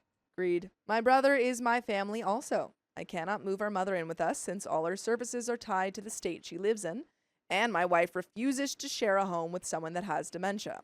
So am I the a-hole here? I will say, having a family member who has dementia, it's really, really hard to live, Yeah. like, especially when they are taken out of, like, a familiar space. It's so, like, this was, like, recently a thing, but it's so hard. Mhm. So I don't want to, like, say she's an a-hole for not wanting to take the mother in, but the fact that she won't get a job to help is wild. Yeah. I know my brother has not directly asked for help because he knows how my wife is and does acknowledge this was his choice and he has to live with the consequences. And there is a comment, or there are multiple comments actually. Comment 1 says, is the issue that your wife doesn't want to work, or is that she doesn't want to work for the sole purpose of supporting your mother and brother? There is a key difference. Comment 2 says, professional caregiver here. I've always worked in private homes and have had several clients with dementia. Your brother is such a good guy. Most families don't want to deal with their parents when they have dementia. The thing is, your mom could live a long time with this disease. How long can he put his life on hold? Caregivers are not cheap. Your wife would basically be working to provide a caregiver for your mom, and if she won't have your mom in the home or move to help, then you're stuck. And there is an update, but just like, why doesn't she want to get a job? Why is she so against it? I don't understand why someone would not want to give up their comfortability for a little bit so they can ease the hardships of others. Exactly. He's not saying, I want you to get a job forever because we need more of this, or like, it's not just for no reason. He's not just forcing you to get a job because he's trying to control you. He's saying, hey, I'm coming to you as your partner. Yeah. My mother is not doing well. I need a little bit of help. Yeah. And she's refusing. Yeah. It's really, really rough. Update. Appreciate the feedback. I got many helpful messages and DMs that have helped me come up with a game plan. I don't know how it will go, but this is my game plan. And I will tell my wife about it on the weekend when the kids are with their grandparents. I will make it clear that I'm going to take care of my mother, that is going to happen. I will take probably about a year, but thanks to the resources money sent, I'm going to look to move my mother here to Pennsylvania and get her Medicaid and services here. Or personal assistance. Yeah, I don't know about that one. Someone provided me with a means to get services transferred from state to state to prevent lapses in coverage. I have my plan A and plan B. Oh no, I know what plan B is. Oh. Get rid of the wife and kids. Yeah, divorce. No. Plan A, my mother is moved here without a hitch. She gets the same 35 hours a week, and my boss allows me to shift my schedule where I can work from home outside major events. In case of those major events, I will ask my in-laws if they would be willing to watch our kids if need be. If not, as stated, aftercare closes at 7 p.m. and is free for young children. So one of us would have to pick them up. If my boss allows me to shift to that schedule, this frees up income that my brother did not have access to because rent would not be expensive. Not sure why people thought she had a house. She does not. She rents. With everything else like food and stuff being covered by the family budget, I could use a small portion of her income to pay for a social day program. Average price per day is $80. That, in theory, with the 35 hours, gives her a total of 12 hours of coverage. I will handle the rest myself, just like my brother has. He has been doing more. I will start to look for prices to add a separate entrance for our basement, since we have a finished basement, which is served as a temporary guest area but can easily be converted to a private apartment area, I think. She has dementia, not like she needs a kitchen. She will eat with us, but has plenty of space for things like a refrigerator and stuff. This will also allow our kids to have supervised interaction with our mom, while not allowing her free reign of the house to ease my wife's fears. It also gives me the benefit to spend time with my mom. So that's the first plan. Okay. But involves the mom moving in with them, it seems, which Yes. the wife was super against. That's why We we also have a plan B. Yeah, I also would say that would be really tough to move her to a different location. Like, again, Yeah. moving dementia patients is really, really hard because they don't recognize their surroundings and they don't have that kind of comfortability. It's that plus the brother has been doing a lot of work right now. Yeah. So it's Yeah. it's not a fun It's situation. really tough. Plan B, this is more involved and more pricey. So say my boss does not let me switch. Then I tell my wife next year I'm quitting my job, but she has a year before I max out my vacation days and use FMLA. Not sure if this event qualifies. I will touch base with HR on that. So best case, she has a year and change to find a job, and we do what is necessary to have our needs met through her earned income. In this plan, my mom would not be living with us. I would use her income to find her an apartment nearby, which unfortunately does not allow for additional services like adult daycare. But since I'm not working and the kids are in school, and if she gets the same 35 hours, I could spend the time the kids are in school, and then 35 hours could be used to handle the evenings. Now, after she's settled here, I will explore care home options, but I'm hoping when that time does come, my brother is done with school and I still have a job if we go with plan A, or can get another job if we end up with plan B. So you may need to think of plan C where your wife is not with either of Yeah. those and you have to pivot on that. Yeah, and you just get rid of her. Plan C, wife moves out. Wife moves out. Brother takes care of kids. I take care of mom. And brother goes to school with the kids. We We all go to, we get the kids into like college. Yeah. We fast track them, skip a couple Ooh, grades. here we go, here we Everyone go. goes to college. 3-day elementary, 2-day college. Yeah. So it's a little bit of a split. Just a refresh. I think, yeah, dude. I need a refresher on how to read sentences. I need a refresh on like math. Yeah. How to do math quick. Yeah. Yeah. Agreed. We can split the cost to put her in a good place. I have been reading caregiver forums, and it seems good is highly subjective. It appears to be a very lengthy process. Also, Plan Z. I hope it does not come to this and we divorce over this. I love my wife, but if she really pushes back on me helping my mom in either of these cases, then clearly we are no longer compatible. Yeah. That being said, if we do end up divorced over this, I hope we can be compatible co-parents. That is my game plan. It's a throwaway account, so I doubt I'll update further. What? But I wanted to give a brief update as to what my plans are going. I hope she agrees because not helping is not an option for me. Very fair. It's your mom. I hope she understands that. By the way, I hope you guys understand that you can listen to full episodes of stories just like this. Just go to Spotify, Apple Podcasts, or iHeartRadio and search up OK Storytime. But there is a little bit left. Do you have any final thoughts? I like these plans. Yeah, me too. Very thought out. No critiques that much. Yeah, talk to your wife. See if you can get her on the same page. Mm-hmm. Ask why she's so against working. Yeah. And she could Yeah. find fun jobs. Yeah, man. There are She's got a fun year to jobs. find a job. Dude. In case of plan B. For those wondering, she is still fairly capable. As her doctor likes to put it, physically she's in perfect health for her age. She's on an IV treatment for dementia. We don't know if it does anything, but she does tolerate it well. She can dress and feed herself. Same with toileting. She is capable of going on her own. Sometimes she needs reminding to wipe, or at night may have an accident because she forgets and does not make it in time. Yeah, that's why it's so hard, like, caring for and living with the dementia patient, because there's so many things that just they forget. Mm-hmm. Eating can be a battle because all she wants to eat is Chinese food and fried chicken, but my brother gets her to eat. It just takes a long time. She's a lot like how kids are, but otherwise she's one of the most loving people you will meet. As her doctors like to put it, she's presently demented. I hope, since she still remembers my kids and sees them often via FaceTime, that once in person, it helps with the transition. That is really good that she remembers them. Yeah. Overall, it is time for my brother to have a life and identity besides being a young adult caregiver. I hope my wife does understand this. And that's the end of that story. I changed my whole life for him, and now we're done. It's over. I, a 25 female, moved from X state to Y state. Let's say California to Tennessee, because my boyfriend, 24 male, got a position here.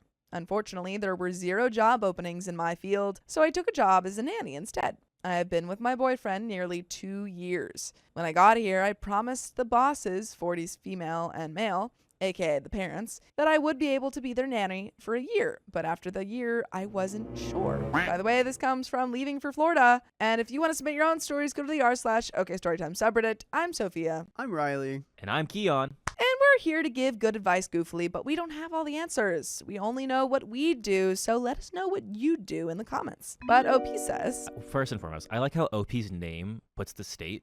And yeah. Well, presumably that's where they want to go, Oh, got it. not where they are. Okay. Mm. Okay. That's Z State. Yeah. I have only been with them for 5 months. Unfortunately, I am 100% going to leave my boyfriend, and I do not want to stay in this location. Tennessee's okay. My relative said I could stay with her until I find a job or housing, and I already have found and applied to 10 plus jobs in my field in her area. Here's my dilemma.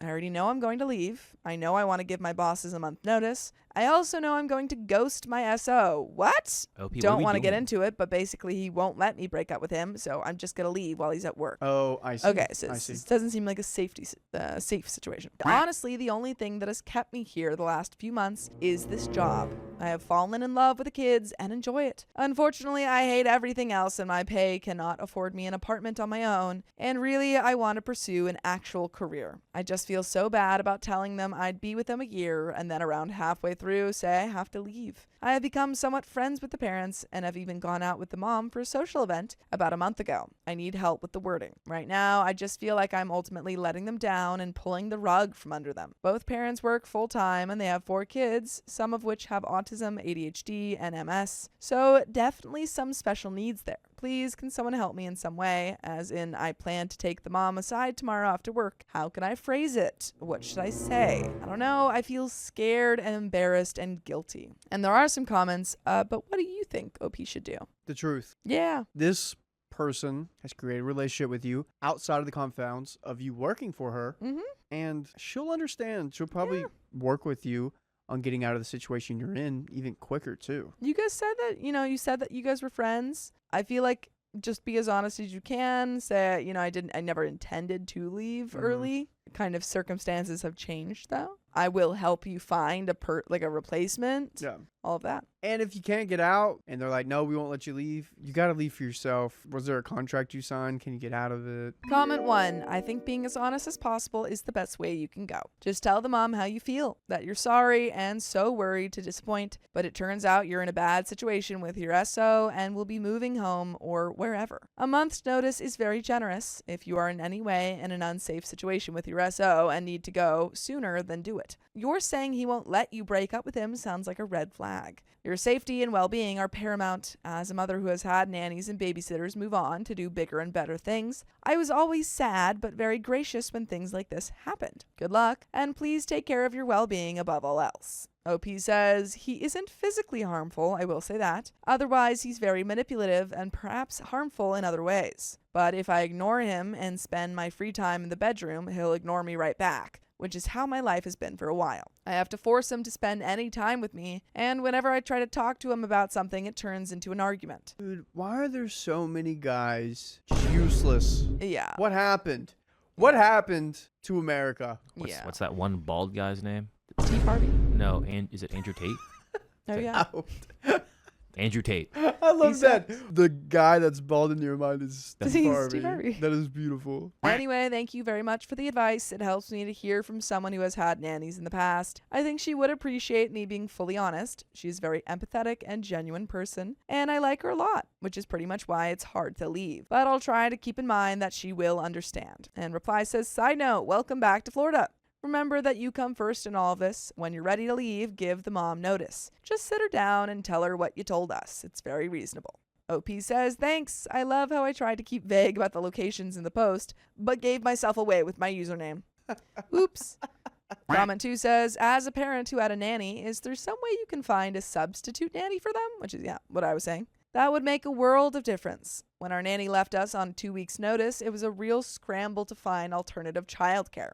If you can find a replacement and maybe even do a gradual transition from you to her, it'll be so helpful to them. Reply says, how would she go about doing this in any way that is different from how you would do it as the parent? She's only been in the area for 5 months and she's not a career nanny, so it's not like she has contacts. I thought selection of a nanny was usually more formal than asking someone inexperienced to find you a sub. I am sure she's lovely, but I can't say I take my new nanny's inexperienced suggestion for a replacement nanny. They don't even know themselves. Knowing my current nanny is going through some stuff, I can't even imagine even asking. Reply says, yes, this is a little ridiculous. I very much doubt they're paying her to find, hire, and train your replacement money if she can't even afford an apartment where they live. OP says, unfortunately, I don't know anyone in the area other than their family and my neighbor who is a full-time nurse. They actually found me, and I them, through a well-known nanny search site. However, I would be more than willing to write up the duties and or train my replacement. Dude, that would be a world of difference. Yeah, I feel like, I get what those commenters are saying and saying, like,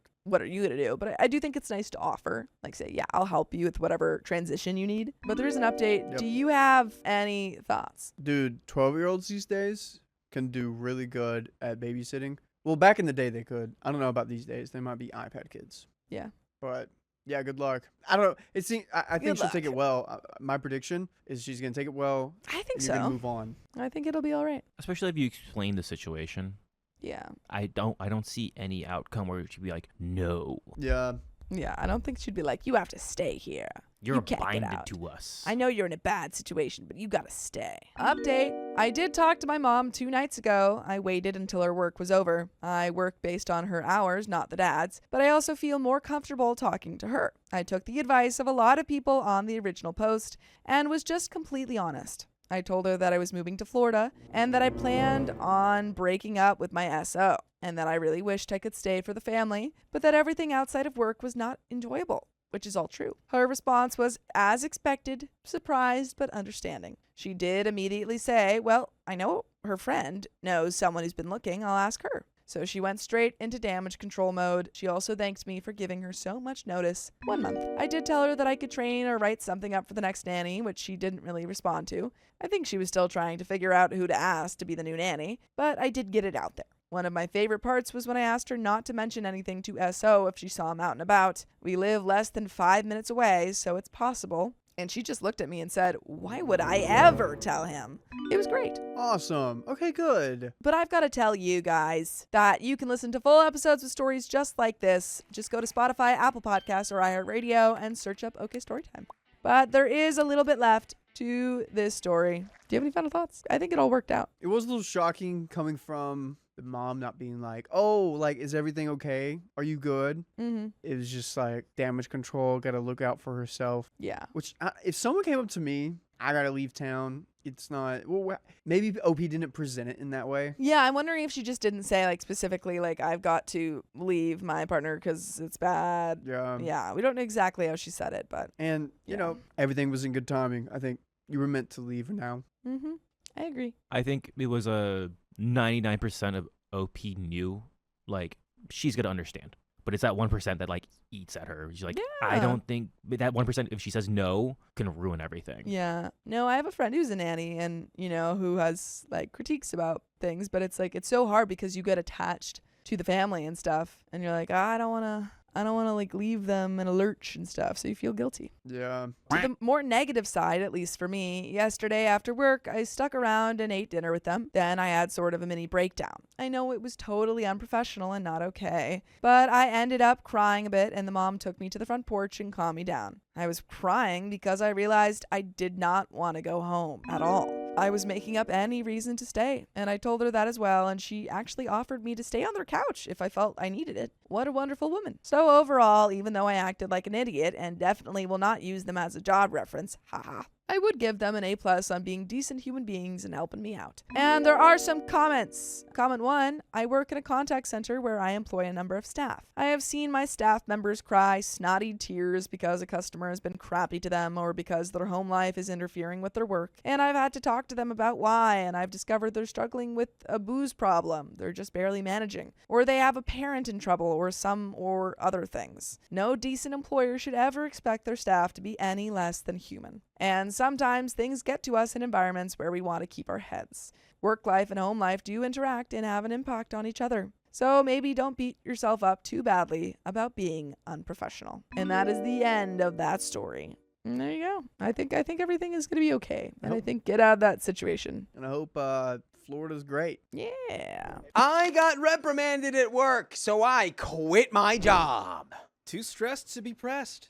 Yeah, too stressed to be pressed. I know what's done is done, but I can't help but wonder if I made the right decision to quit my job. Was I really the problem, and did I really deserve a verbal? I've been working for this company for 1 year. It was my anniversary last month. My manager gave me a raise and sent me a box tailored to my interests to celebrate my hard work. She seemed pleased with my work. I had no known issues with my manager or team leader. My manager even told our department head that I'm irreplaceable and our department would hurt if I left. During our one-on-ones, I was always given positive feedback from both of them. Never anything negative or items needing correcting. Remember that for later. And by the way, this comes from user fake name 462 on the Charlotte Dobre YouTube subreddit. And if you want to submit your own stories, go to the r/OK Storytime subreddit.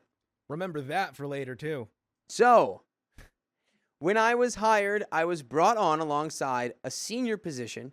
Let's call her Denise. Denise and my manager, Kathy, worked previously, and she was a direct referral from Kathy. Kathy had nothing but praise for Denise, that she was an amazing worker and always strived to be the best. This sentiment never carried over in her work, in my opinion. She was always behind in numbers, never took the initiative to answer the hard questions or learn new things. Even though she was a senior, I was always voluntold to create reporting or training guides for the team, since I was such a good note taker. I didn't have proof that Denise was slacking off until we brought on a junior, James. For 3 months, Denise's daily numbers were worse than everyone on the team, including his. One day, while James was out sick, I almost lost it. I had done the work of 2 people, while Denise was nowhere to be seen. I finally brought things up to my team lead. My team lead agreed with what I was seeing, but also didn't have proof to bring it up to Kathy. We both worried about retaliation because she was friends with Denise. During a one-on-one, I advised Kathy I didn't need the job and addressed all of the inequalities in how our work is distributed. We talked about how there was no difference in job duties between a senior and I, while a junior's duties are tasks that require less risk and nuance to complete. Why get paid more than everyone else, but do the least amount of work? I didn't want to be a senior either. I just wanted Denise to do the work she is paid to do. She advised she would talk to Denise. After Kathy talked to Denise, Denise called me crying, upset that I said something, and said she was going through a lot with her father in the hospital. Okay. Is it fair to have your work impacted by that? Yes. People should know about it already. The relevant parties should know about it. Not that OP is necessarily one of them. No, but it's also like, if you're going through something like that, then you need to take time away to deal with it and not just like try to skate by and juggle everything. Because as we are clearly seeing, it's affecting the work. It's affecting everyone else. Like, I'm sure that if this had been something that was coordinated, like they don't need to know every detail about like the father's illness and everything. Yeah. But just like, hey, there's a personal family thing I'm going through right now. I'm going to just take a step back a little bit and deal with this. But also, like, it doesn't seem like this is just because of that.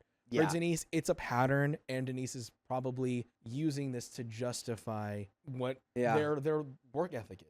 I am a little suspicious. Not that she's outright lying, but like, Yeah. you know, it's the classic move of like, I've worked in sales before. Your grandma's not sick all that. You know, you only got so many relatives whose funeral you have to go to at the last minute, you know? Unless you're just on a real bad string of bad luck. Mm-hmm. But anyway, and that I should be more understanding, and she's doing the best she can. Kathy made several accommodations for Denise to help her hit her numbers, including moving James's hours to give her more time alone to grab work. Her excuse was I was being a martyr and just taking all of the files before she could, and I'm just too fast. After months of no change and continuing to get burnt out and stressed, Kathy advised I should slow down and step away after I hit a specific number of files so they can catch up. Once they've caught up, I can remain my normal speed. I never really implemented this because I would stress out when our work piled up and no one stepped in to work it. I wasn't going as fast, but I never stepped away from my desk unless it was for a break. I take work from home very seriously. It is a privilege I don't take for granted, so I make sure I'm present during work hours. I just let things be, because yes, the workload was stressful. The work itself isn't overly taxing. It's what I've done for over a decade as a career, so it's secondhand at this point. However, this month, I made it a point to actually implement what Kathy and my team lead told me to do. Last month, I went to the ER for weird heart palpitations whenever I ate. We found out I had hypothyroidism and a possible nodule causing gastroparesis. I had so many health issues suddenly pop up this year that I couldn't explain before the ER and primary care practitioner visit. I never realized the sleepless nights, hives, sudden allergies, extreme fatigue, the hair loss, the dry skin, nausea, weight gain, daily headaches were all because of the stress from this job. That is way too much to go through over this job. You could get a job somewhere else. Clearly, you've been doing this for 10 years. Right. Your superiors are saying you work too fast for them to do their work. So you could probably find yourself in a great position somewhere else. In this instance, especially where they're saying that OP is like a wonderkind and that if they left, the whole company would suffer. Yeah, you can walk away at any point and find a better company. You can go and demand, hey, if you want me to stay, X, Y, and Z is happening. And if it's not, I'm walking away. But,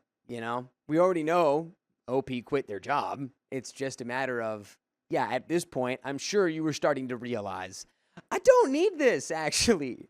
It was like 10 different health complications you were experiencing because of just stress from your job. My fiance begged me to pull back for the sake of my health, so I did. Whenever I hit that specific number, I stepped away from the files and did other work. I focused on pipeline reports and cleaning up old or follow-up work. I still kept my numbers up, but they were no longer insanely unequal. Our numbers were not off by like 10 or even 30 files. I'm talking hundreds. Almost every day by 11 a.m., I had hit that specific number, which is a whole day's worth of work. My coworkers were only at 20. I started sending my team lead a screenshot of our numbers and advising I was doing other work. When I finally stepped away this month, I went to only being ahead of my coworkers by 80 or 60 files, instead of 120 to 150. Honestly, with all of my health concerns, I felt checked out. I was no longer going above and beyond and stressing myself out for my coworkers. I wasn't volunteering for special projects, and I started pushing back when they started assigning me extra work because I wasn't working files while my coworkers caught up. I advised them I shouldn't be punished with more work because my coworkers can't work at my pace. It all came to a head when I missed an email last week, and my manager got upset with me. She asked what happened. I advised I missed the email. We don't work via email, and our team lead and senior monitor on it, so I'm not consistently checking them. We get a ton of BS emails that end up being deleted every day. To my knowledge, this is the first time I've missed an email and the first issue they've had with me. She asked what we can do so I don't miss something like this again. I requested that if management sees I haven't responded, a ping in the chat would be helpful. I'm not avoiding the work, I just didn't see it. She responded that it wasn't their job to do that and to not let it happen again. Ooh, you know how fast I would have said, well, it's not my job to do Cheryl's workload or Denise's workload, but guess who's been doing it all this time? What? I was literally told I work so effectively that I have to slow down to give other people work to do. So what is this? And it's like you missed one email, and the fact that the company doesn't normally communicate via email, it's incredibly weird that they're being so angry about this one email that was sent when they get, as OP stated, so many bogus emails in a day, and they all get deleted. So also, if you're doing your work and you're working that far ahead, it's very easy to miss an email or something. Yeah, it's just a crazy thing to say, don't let it happen again. It's like, dude, you're talking to the rock star. Like, have a little respect. So the next day, I have our one-on-one chat. Before our one-on-one, we have our morning huddle. I'm upset still from the previous day, so I'm not happy and smiling like normal. I can't be fake. I'm just not a fake person. I'm not rude. I'm just being quiet. I say hello when Kathy addresses me and mute myself while I get back to work during our huddle. Our newest hire is having trouble catching on, so Kathy suggested we put our notes on a collaborative Excel sheet for her. She then addressed me and says, quote, "You have notes, don't you? You're always such a good note taker." I'm furious because when James was hired, I was asked to add my notes to the same Excel sheet. They were deleted by Kathy months ago in favor of a different tab for notes. Instead of getting angry and going off, I just shook my head yes to her question. She then got upset and ended our huddle right there. Unprofessional. Wait, why is she upset? Because she's unprofessional, Matt. Because she cannot handle her business. Let's keep going. toxic. We're right at the climax, I feel like. I knew our one-on-one was going to be heated, but I felt like she would understand. I'm just burnt out. I'm tired of having to be perfect and step up while my coworkers continue to get by with mediocrity. I was so tired of how unfair the workload was. We get on the call, and immediately she starts recording. She's reading off a screen of notes. She asks that I don't speak until she's addressed everything with me, that she is putting me on a verbal. She goes on about missing the email. She didn't like that I didn't say sorry and that it's not management's job to follow up if I'm late responding. That I'm not a team player because I didn't volunteer my weekends because suddenly they want to be open 24/7. That I didn't give her my notes when she asked me for them. And finally, that she and the team lead looked at all the work and she felt it was equitable, and that I need to stop sending my team lead screenshots of our numbers. That I need to stop talking about Denise or bringing up numbers to them. Keep in mind, OP was told explicitly to bring her numbers down and only do what is asked/required of her every day. That they never allowed me to step away from work when I hit a specific number. I remained calm and quiet during the verbal. I did not agree that any of that deserved formal action and were lies. Instead, she should be asking why the person she just told our department head was irreplaceable is suddenly pulling back. I felt so gaslit. It all felt so sudden and so extreme. I have never done poorly in my work, and I am still doing the work, just at the same level as my coworkers. I felt so hurt and betrayed. It all felt like retaliation for saying anything about Denise. I wasn't going to fight Kathy about it. She seemed to have made up her mind. I felt like I could either take the verbal, but always be scared and stressed to make a mistake, and that if I upset Kathy in any way, or if I'm not happy and smiley, she would continue to take formal action. Instead, I calmly gave her my 2-week notice. I advised I could try longer if they need the time to hire and train my replacement. Kathy looked shocked and asked if I was sure. I said yes, and she asked I send the letter after the call. And by the way, I want to send you to your favorite podcasting platform so you can listen to full episodes with stories just like this one. Just go to Spotify or iHeart or wherever you're listening to podcasts and search OK Storytime. And we do have a little bit more story left, but man, it's a classic case of like, once you become the workhorse or you work at a certain pace, even if it's like you work above and beyond, and they do nothing to like compensate you for it other than just giving you more work and expecting more of you. It's like the idea of you under-promise and over-deliver sometimes, but even then, like, it's good for optics with clients when you do that sometimes, but then they just kind of expecting you to go above and beyond every time. Yeah. And it becomes an expectation, and it just becomes this vicious cycle where if you're not absolutely wowing them, if you're only giving them what they ask of you the first time, then you're suddenly slacking, even though you are delivering exactly what was promised. Right. I'm working within the exact parameters of my working description. Like, shouldn't that make you go, wait, what are we doing? Like, and by the way, she was told to do that. Yeah. So it's just insane. So it's just crazy. Let's see how this ends. I started to write my 2-week notice up and sent screenshots backing up my side of things. I was about to send it to HR and our department head when she revoked my access and told me I was terminated immediately. My team lead was shocked. She said it all happened so quickly. She didn't know Kathy was going to give me a verbal, that she didn't think it was handled correctly, and that she was sorry I was on the receiving end of things. So did I make the right decision to leave? Was Kathy being toxic and trying to shut me up about Denise? I do know, ever since quitting, I've slept through the night every night. Am I the a-hole? No, and I bet you could get some kind of I don't know if that's wrongful termination. I was right about to say, with all those numbers, with all those chats, if you saved any of them, that I'm guessing, using my limited legal brain from mock trial and watching Judge Judy a lot with my mom growing up, you could probably argue that it was retaliatory. Yeah. I demand my husband stop talking to his work wife, but he just won't. Maybe he should marry her. My 26 female husband, 28 male, works as a car salesman. He's been doing that for almost 5 years now. About 2 years ago, a new girl, 22 female, started, and they hit it off and became friends. Oh no. What kind of friends? They would text and play iPhone message games frequently throughout work.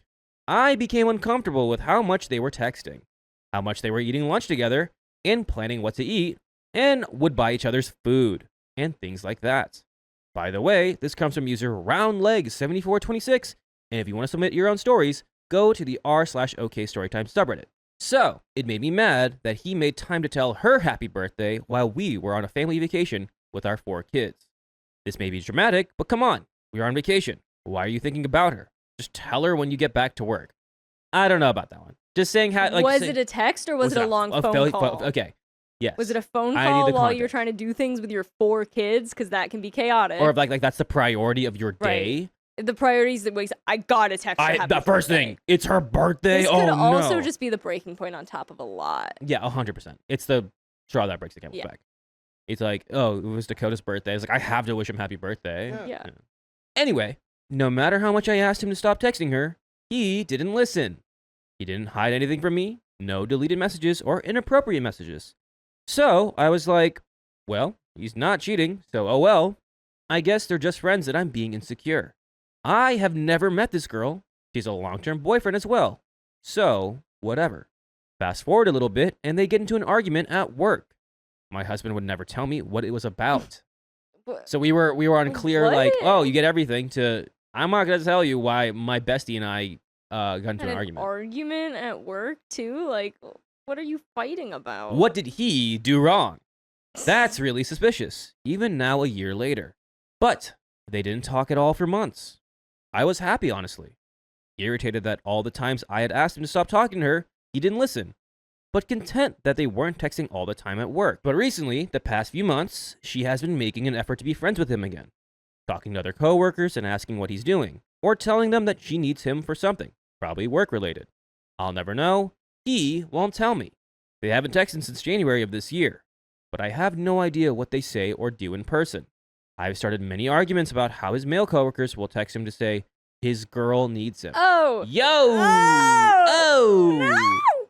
Oh! I'd be That's pissed. if I saw that, like if you like his like her boy needs to talk to him, I'm like, or talk to her, I'm like, what? Yeah. Yeah, I am not happy with this. Even though there's like no physical cheating, this is certainly in the context of emotionally cheating. Yeah. And the fact that he stopped telling you and the fact that they've gone to talking in person makes me think that it's crossed that boundary and they can get away with it now. Because you're not 100%. checking the text because there are no. And that you're asking for him to stop and he doesn't do a not. single thing. The second that you're uncomfortable, he should at least think hard about that. Yeah, and he's like, no. Or let you guys meet. Yeah, something like that. You're uncomfy with my new bestie. That sucks. It's my girl best friend. You can't be mad. How they all know that there's a relationship of some sort between them by calling her his girl. I also read a message on his phone that he had deleted between my husband and a male coworker, where my husband essentially called the girl hot. Specifically said, she's still bad AF. Like, wow, what a blow to my self-esteem. Why would he say that to another coworker? I truly felt like that was an acceptable behavior. It makes me look bad as his wife. He says I shouldn't worry. Everyone knows he's married and how happy he is with me. Yada yada. Sure. He will go out of his way to buy her drinks / food. And I guess she does the same? I only see his side of text. I don't know if y'all will agree with me on this, but my husband buying another girl food just really ticks me off. He'll text his coworkers and have them ask if she wants her normal order. Does he know your normal order? Ooh. I've basically told him that he can either leave his job as soon as I graduate nursing school and start working, or we are going to separate. I hate to be pushed to that point of an ultimatum, but it's just nonstop with him. I should also add that he has done this at every job he's had. He gets in a close friendship with a girl that he works with, tells me there's nothing to worry about, but then makes me feel uncomfortable with how much they talk. After he leaves the job, they never talk again, which is why I feel like I'm overreacting. Obviously, there has never been anything going on before that I'm aware of, and we've been together 12 years now. So I guess all of this to say, am I overreacting? Should I just let it go and let them be friends? There's an edit to add. She is not another salesperson. She is a manager. She was not a manager when the friendship started, but has moved up recently. This year, I think. From what I understand, when people go online to look at cars, she contacts them and then gets them with a salesperson to start the process of buying a car. My husband likes to say that he needs to keep her happy, so she will keep giving her leads to people buying cars so that he can earn more commission. This may change people's opinions, and I just completely forgot to add that in earlier. What does keep her happy mean? Can you elaborate on that for me? He says he has to play nice so that he can keep earning money. He still called her hot, though, to another coworker, so not sure that helps him. And we have a small update, but honey. Here's my other thing, too. Has things just not escalated with any of the girls that he's done this with because he switched jobs too quickly? Or Has he just not had the time to do got it? caught? But it's weird because he does adamantly say, like, I got a new work bestie. Because I think there's a brag that he likes about it, because at this point, she's not doing anything about it. I don't know. Ultraviolet, I was going to say, the fact that he's done this with multiple girls at multiple jobs and he still doesn't get the hint, at this point, you're being disrespected. He doesn't care what you want. No. I would be out of it. Freaking remorse. 12 years. And he's just like, nah. He doesn't care. He doesn't care. He doesn't care to talk about it. He's not taking your feelings into account at all.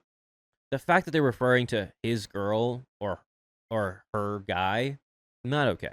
You can be friends with opposite genders at work, but if it's like 24/7, This is not friends, you guys are playing like phone games. What? He's taking time out of your vacation to make sure that he talks to her. Red flags. Small update. I read all the comments. I will make an official update after I talk to him. He's off work tomorrow, and I plan to sit down and have a genuine conversation about boundaries and further expectations. I am not ready to throw in the towel on this relationship if he can answer my questions. Such as, what was the argument about? Why do you feel the need to build a connection with a woman at every job? And agree to marriage counseling. Good. It would be beneficial for both of us as we are both making immature choices. If I am the issue and just jealous because he's friends with a girl, then I will own that and work to change.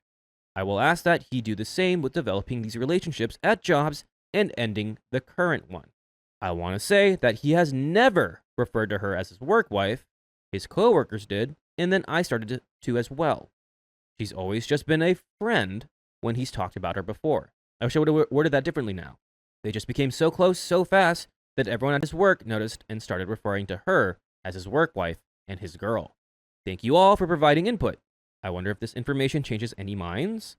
Let me know if that's the case, and I'll let you all know more tomorrow.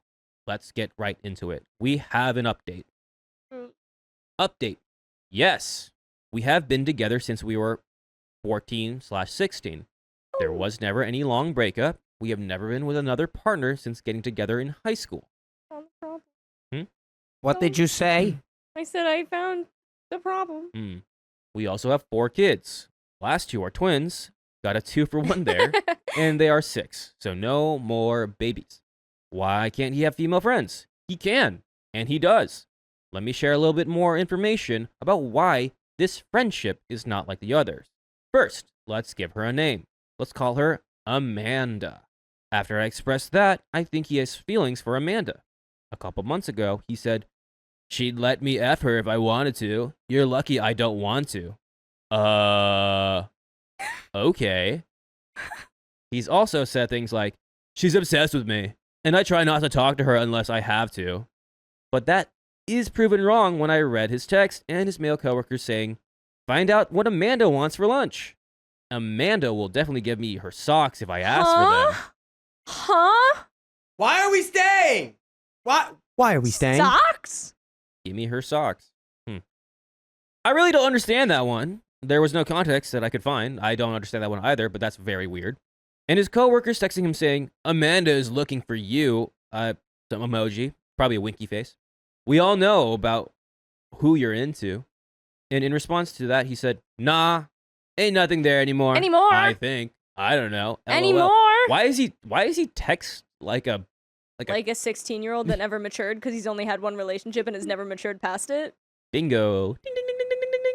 I know you're all going to hate this, but I don't want to meet her at all. I don't want to have to go to his work consistently to basically mark my territory. Do it. Pee everywhere. You should. Pee everywhere. Mark it all. Not that way, but... That way. I said what I said. Yeah, okay. She's always right. He should have to set boundaries and keep them. The male coworkers he has aren't good guys to be around. Given the opportunity, they cheat too. My husband has told me stories of an attractive woman coming in and everyone trying to get her number to see who she'd go out with. They're all married too. Car salesmen are slimy.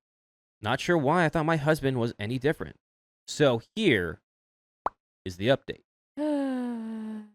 He admitted to having an emotional affair after I explained what it was. It was never physical.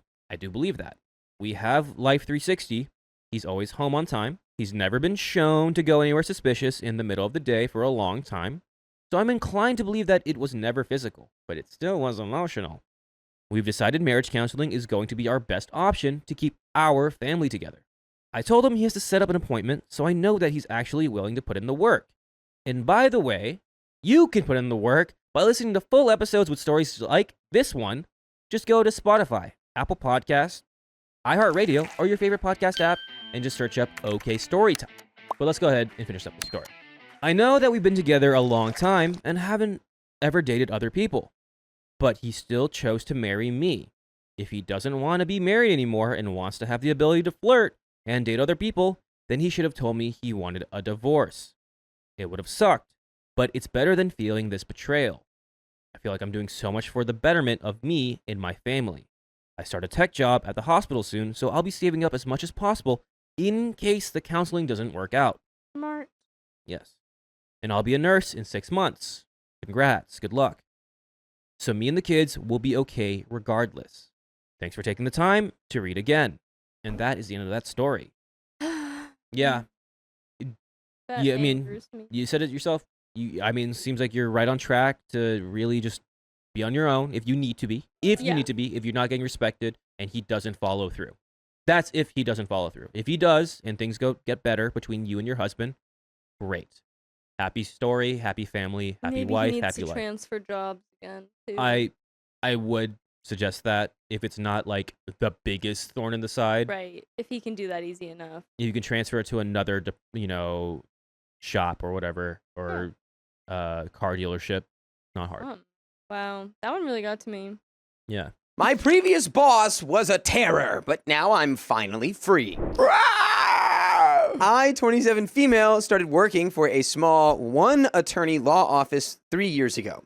I was very excited to work there because I believed in the cause. I immediately noticed the vibe was off about my boss, 37 female, but I didn't take the opportunity to run right away. By the way, this comes from user NoFrosting255, and you can submit your own stories on the r/OK Storytime subreddit, and let's see what OP has to say. She said in the interview that the office was big on training, but I soon learned that wasn't true.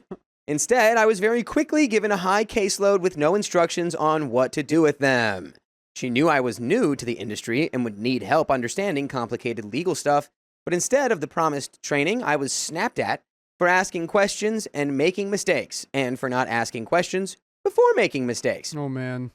She also told me on my first day that I'd need to learn a new language, which was a complete shock. It didn't take long to see that every employee was scared of her. Her passive aggressiveness and unreasonable expectations took a serious toll on their mental health. When I had been there 7 months, 3 of her 5 employees gave notice on the same day. Suddenly, all that was left was her, me, and a freshly hired 21-year-old former frat boy who was an absolute idiot. I was the most senior paralegal there. She needed so much extra help that I ended up asking my mom to come help. A huge mistake, but I was younger and dumber then. I dreaded going to work. I felt sick every Sunday knowing what the week would bring. Employee retention was terrible. By the end of my employment, 21 employees had come and gone just within my time there, excluding the people who were there when I started. That is a lot of turnover.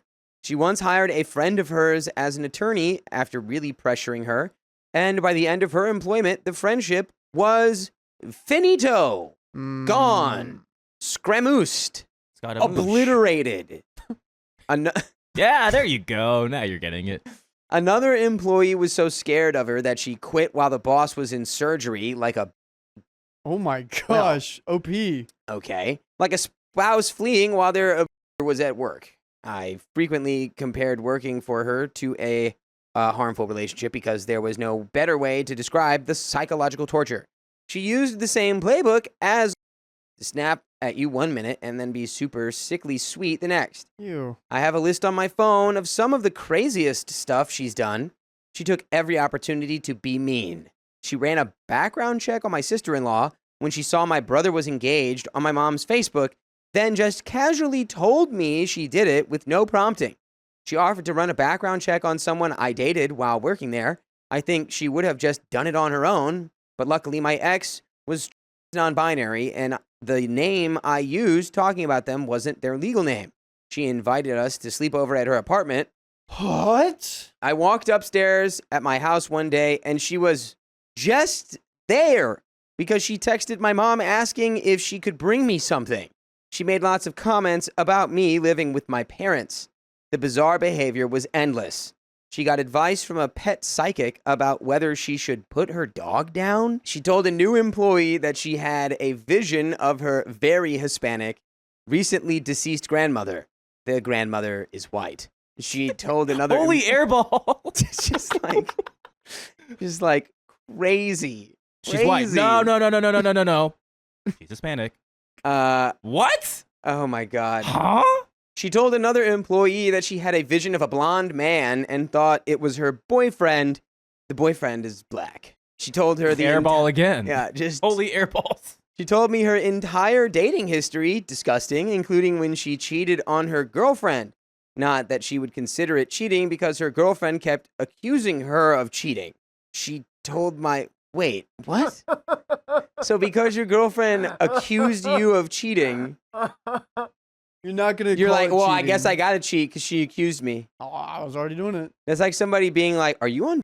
And you being like, I am now, thanks to you. Do you want me to be? Now it's time. Yep, the time is now. Dude, All because you said that. What is this woman? She told my mom that she left her ex-wife shortly after the ex gave birth because she wasn't attracted to her anymore and that they hadn't slept together for years before she left. She told me I should stop dating men and non-binary people and went on a rant about how NBIs and gender diverse people as a whole just have too much baggage. She used my spicy sleep orientation as a pitch to new clients to show how LGBTQ the office was. To be clear, I'm very much out and proud, and I have no problem with clients knowing that I'm. It was the fact that my identity was being used as a tool for capitalism that I had an issue with. She bragged about helping campaign for harsher anti-working laws, which only made spicy sleep work less safe for the spicy sleep workers. She says plants are her friends, and she wouldn't stop buying them, which caused a gnat infestation. Who is this? Who is this person? She's having this conversation with your mom? No, these are all the crazy things that she's done. Okay. I hope. This is crazy. Some of this was had with OP's mom, though. Yeah, I guess not. Yeah, Oh okay. my gosh. She asked a random lady who was related to a client if she could take her picture and paint her. She says she's basically African. She's white. When an employee who held an admin position quit to become a nanny, she lectured her about wasting her potential and how she was too smart to be a nanny. We're shaming nannies now? Oh my gosh. Okay. Straight people and nannies. She called all her adult employees kids. She said Brazilians aren't trustworthy. I'm done. No, you will never talk about my Brazilian men this way. They are hot. And they are good. Wait, are you saying Brazilian men are not trustworthy? No, they are. They are trustworthy. Do you know how hot they are? Do not even get me on this. No. How do you just drop the... I don't trust the Brazilian. She just pick a lane, lady. She gave me a, is that bookmark? She dropped her dirty underwear on the floor and mentioned her huge front airbags multiple times. Why is the underwear dirty? Where was At that? At work? Is there a laundry machine there? What is going on? All right, go on. Who She is this? interrogated one of my coworkers about where I went when I left the office at 5 p.m. on a Friday. One of her guesses was that I was going on a date. It was actually a boudoir shoot, but also none of her business. She wants to see those photos. Anyways, go on. She was basically offended when an employee said that his personal time was for him and his wife, and to not text his personal phone about work. She texted me at 10:30 p.m. on a Sunday to see if an employee had blocked her. She had. She didn't tell me her dog was dog aggressive when I brought my dog to the office, and she didn't think to put the dog food out of reach when there were 2 dogs present. The unprofessional behavior continued. Her lipstick application looked like a clown's. Now, I know this is mean, but I've earned the right to be mean about it. She did manic reorganizing. She called her partner Dream Crusher to everyone but her. Heck yeah. She showed PDA with her partner, including public booty grabs. Nice. She told people she was sworn into the Supreme Court, when the reality is she was sworn into being able to argue in front of the Supreme Court. She put a shrimp in the fridge and got mad at everyone for having left shrimp in the fridge. She routinely stole food from employees. She read an employee's personal notebook. She had us go to her apartment frequently enough that I could find my way from the lobby. That's also where I eventually resigned. She walked around barefoot. She asked my zodiac sign during my interview. I love how this is just a list. I love this. Despite being a sapphic, she was as heck. She claimed to be an LGBTQ advocate, but she had microaggressions to spare for everyone but the L and the G. She misgendered her high school ex because that's what she identified as at the time. She said, I'm an empath when she doesn't know what empathy is. She told me my coworker's immigration status without permission. She texted me happy birthday 3 months late after I quit, meaning it for her former intern who also hates Oh her. my. I Keep want to going. meet. Keep I want to going. meet this woman Oh, now. we've got more. No, we got so much. We I have love this. more? I love this. This is a list. I just want to meet this person. I It's know like- they live in LA. This is a shopping list. She told her non-white employees, both in their 20s, that it was probably too late to bother going back to school and that they should just stay paralegals. She never said the same to me. Oh my. I God. absolutely could go on, but you get the picture. You did go on. After years of dealing with this, I decided to go back to school starting in August 2024. I realized I had enough saved for a down payment on a condo and that my mortgage payments would be the same as renting.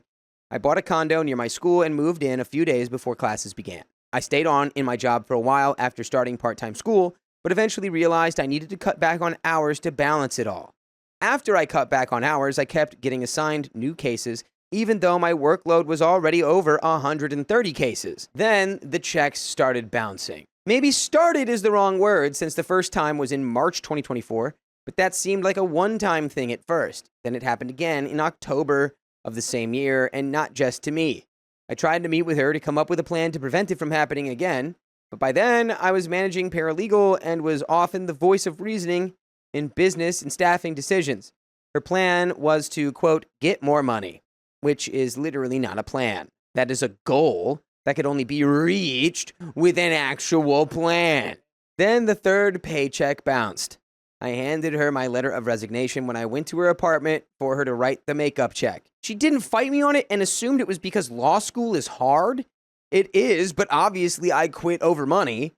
That was the Wednesday before Thanksgiving. My notice had my last day as January 3rd since it was right before second semester started. Flash forward to Monday. I get a notification from Rocket Money about an abnormally large payment being made. My check bouncing for the 4th time. I texted her that night, it bounced again, and she didn't reply. I tried to reach her all day the next day, and she kept saying she was busy or fully ignoring the texts. I finally got her on the phone at almost 5 o'clock. She said that she didn't have the money to pay me, and I said that I can't work if I'm not getting paid. She said, okay. I dropped my work from home stuff off at the office the next day and left a sticky note threatening to report her to the Department of Labor. She Venmo'd me the money the next day. Oh my gosh. I still had to nag her after that to get a correct W-2 and to get her contribution to my 401k, which was supposed to come as a lump sum at the end of the calendar year, but didn't. All that got wrapped up in mid-February. Now I'm finally free of her. Ooh, huzzah! And after a bout of initial depression, I'm doing better than I had in years. I got what I needed out of that job: a law school recommendation letter, work experience, and enough money to become a homeowner at 26. Oh my gosh. I took a break from working so I can focus on school. I unfortunately had to take out student loans, but it's fine. Nearly all my peers have them, and for a lot more money. And by the way, there's a lot more full episodes with stories like this on Spotify or iHeartRadio or Apple Podcasts or wherever you listen with your pretty little ears to podcasts. Just search OK Storytime and you can listen to over 70 days worth of stories. That's over 1,560 hours worth of stories.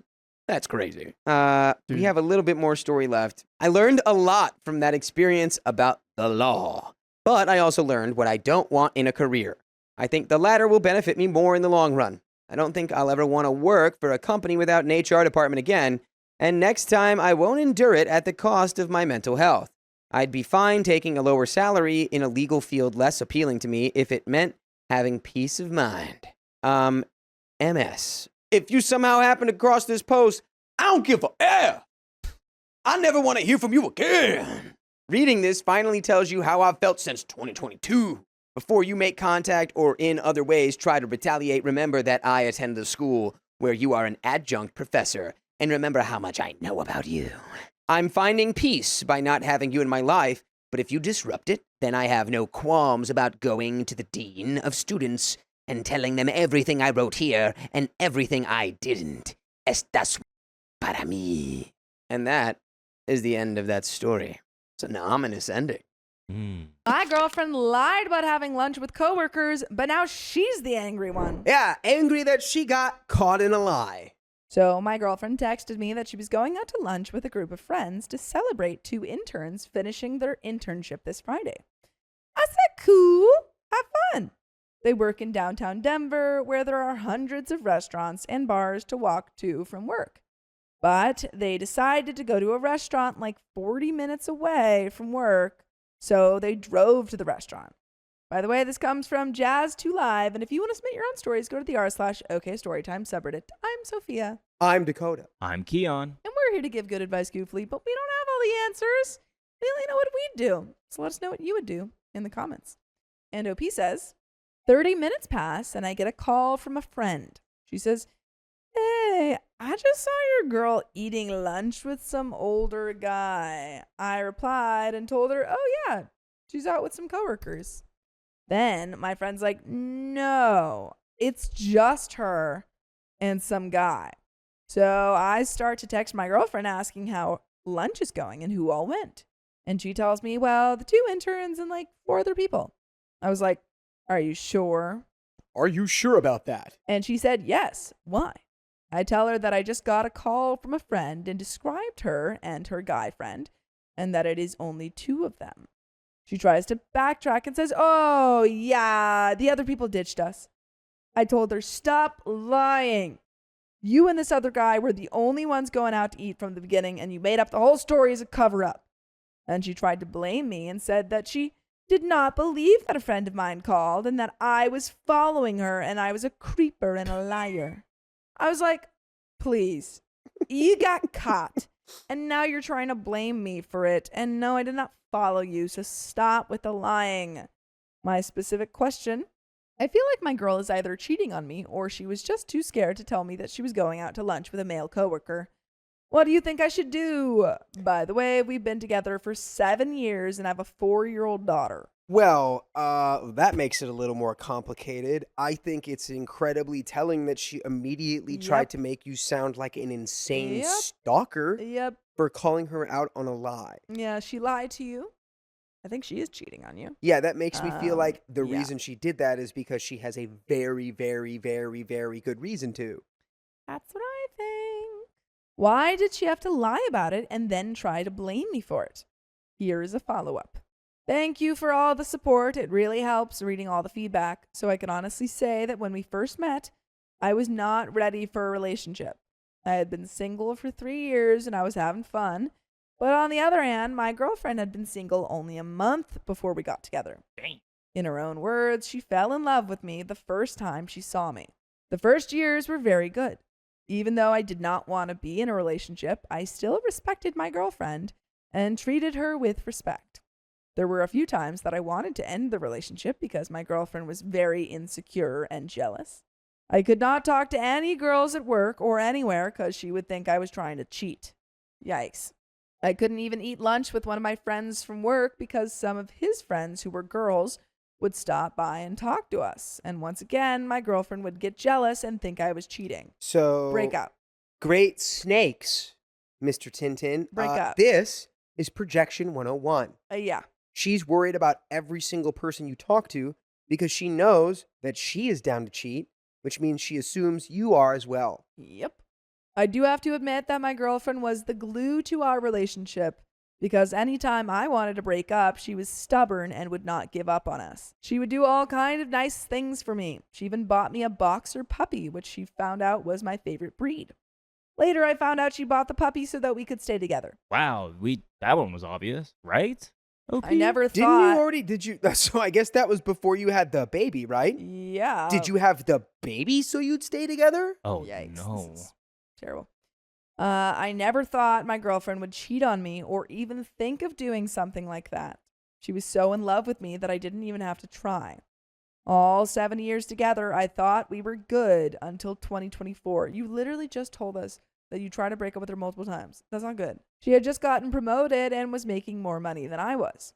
Things started to change. She started drinking, which she had never done with me. She started smoking the devil's lettuce every single day. It did not bother me since I would do it once in a while, but then she would go out with one of her girlfriends that also smoked the devil's lettuce. They would go out every Friday from 8 p.m. to midnight smoking the devil's lettuce at the park. What are we, 14? I felt like she was acting better than I was, that she really did not need me at all. She started going out with her friends, even though the first 6 years she would not go out a single time with her friends because she would rather stay home and chill. I also stayed home because I felt bad that she would not go out with her friends, so I didn't think it was fair for me to do so. In 2024, the beginning of January, is when she told me that she was not happy in the relationship, but that she wanted to work things out. She wanted to help out more with our baby, stop watching sports or TV, and spend more time with her and the baby. I thought I was doing enough, but I guess I was wrong. I cut the cable, I started hanging out with them more and taking our daughter to the park. I cleaned the house while she cooked. I even did our daughter's laundry.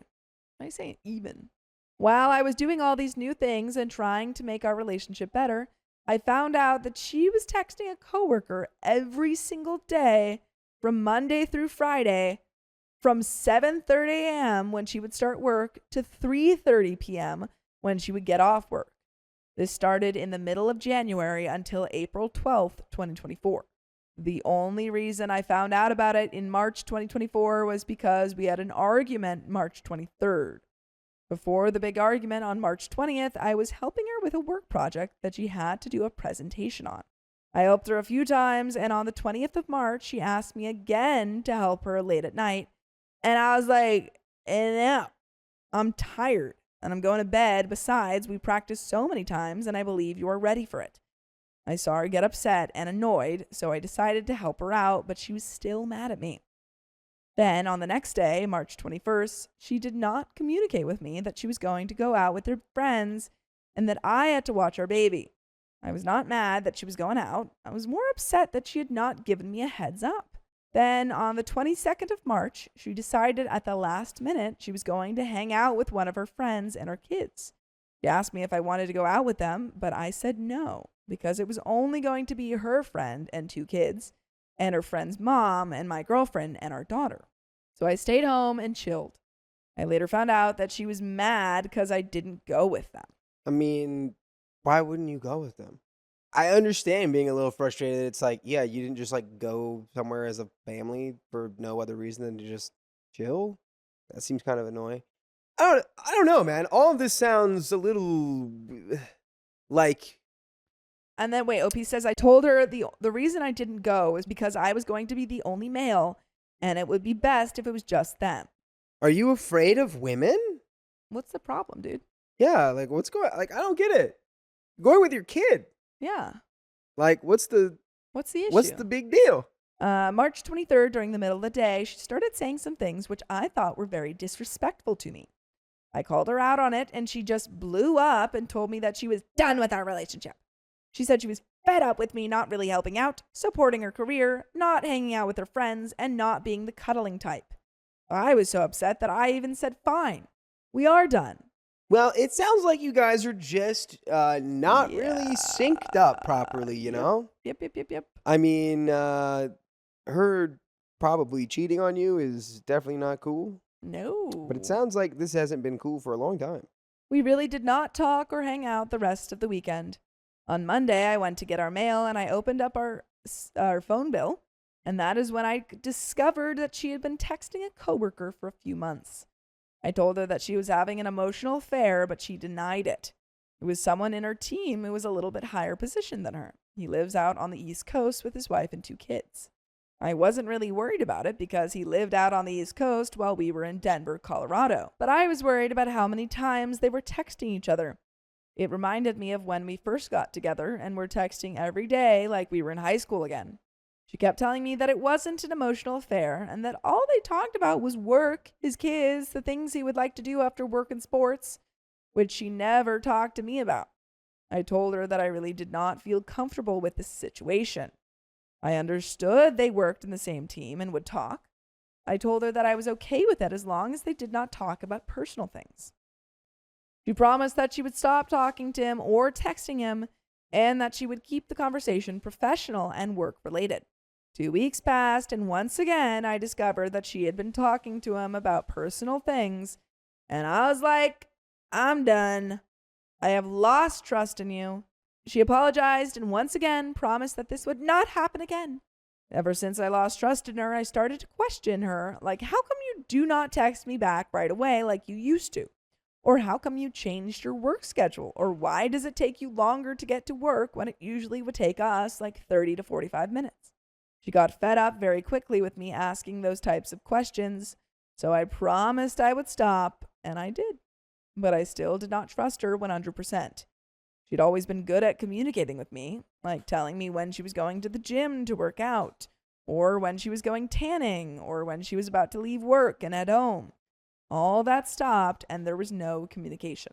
It was hard for me at first, but I adjusted to the new changes. I stopped worrying about things and just went back to my old self where I really did not care what would happen in our relationship. That's What are we bad. doing, OP? Why are we Yeah, here? I don't know. It's He's like, just I went back to the old place where I just didn't care about our love at all, or we didn't have any love and it was fine. And then you're just like, I am shocked that she has sought outside sources of affection and companionship. It's like, you can't even hang out with her and her friends. Like, I might not, yeah. You guys come just on, don't man. like each other. I had faith in God. If this relationship was going to work, then it will. Dang, that is the most annoying cop-out of all time. And if not, then God had other plans for me. Then in July, she and this other coworker who actually worked in the same building and same floor started talking. She told me about him, how he was a manager and he was in the department where she wanted to make her next career move. She also told me that he was the only manager that would talk to everyone and respected everyone, that he didn't have a big ego because he was an upper manager. By the way, I would respect if you listen to full episodes of stories just like this. Just go to Spotify, Apple Podcasts, or iHeartRadio and search up OK Storytime. There is a little bit left to this story. What are you doing, dude? What are you doing? What are you doing? I just don't like either side of this, you know? Yeah, no. It's like, instead of She's just probably like cheating. immediately looking for like, I mean, she should have come to you and been like, I'm just like not okay, and we need to figure out how to make this work. And you needed to you need to snap out of it and wake up and realize that God's not going to swoop down and save your marriage for you. Nope. Like, that's ridiculous. Yeah. I mean, you've been sent all of these signs of how bad your relationship is, and you're just like, well, Yeah. maybe I'll get a sign someday. It's just like, it reminds me of that scene from Bruce Almighty where he's like, God, just please give me a sign. And then a truck that just has a bajillion stop signs on the back of it at him pulls in front of him. And he just goes, oh, come on. And he like speeds around it. It's like, dude, Pay attention. what do you want? But OP says, so on July 18th, while she was at work and warming up her lunch, she bumped into the new guy, the manager. They somehow had a conversation about a pizza restaurant and that maybe they should go out to lunch there someday. So they made plans to go to the pizza restaurant the following week, July 26th. But things did not work out because my girlfriend's sister came to visit. So she took time off and had to cancel her lunch with the manager. Then the following week, after she was back in the office, she and the manager set up a new date, and it would be August 6th. She never communicated with me about going out to lunch with this manager, but she did tell me about how she and a few of her friends were going to meet up for dinner on August 2nd. So on August 6th, she calls me to let me know if it would be okay if she went out to lunch during work with a few friends, because there were 2 interns finishing their internship, so they were going to celebrate. Now you know what happens next. So what? Not really. I hope that what happens next is a breakup or divorce. No, it's breakup. Yeah, breakup. I don't know. OP. Yeah, this is a bad relationship, OP. That was yeah. My supervisor is seducing me, but I'm happily married. Get out of here, grossy. I've 31 male, been working my current job for about a year and a half now.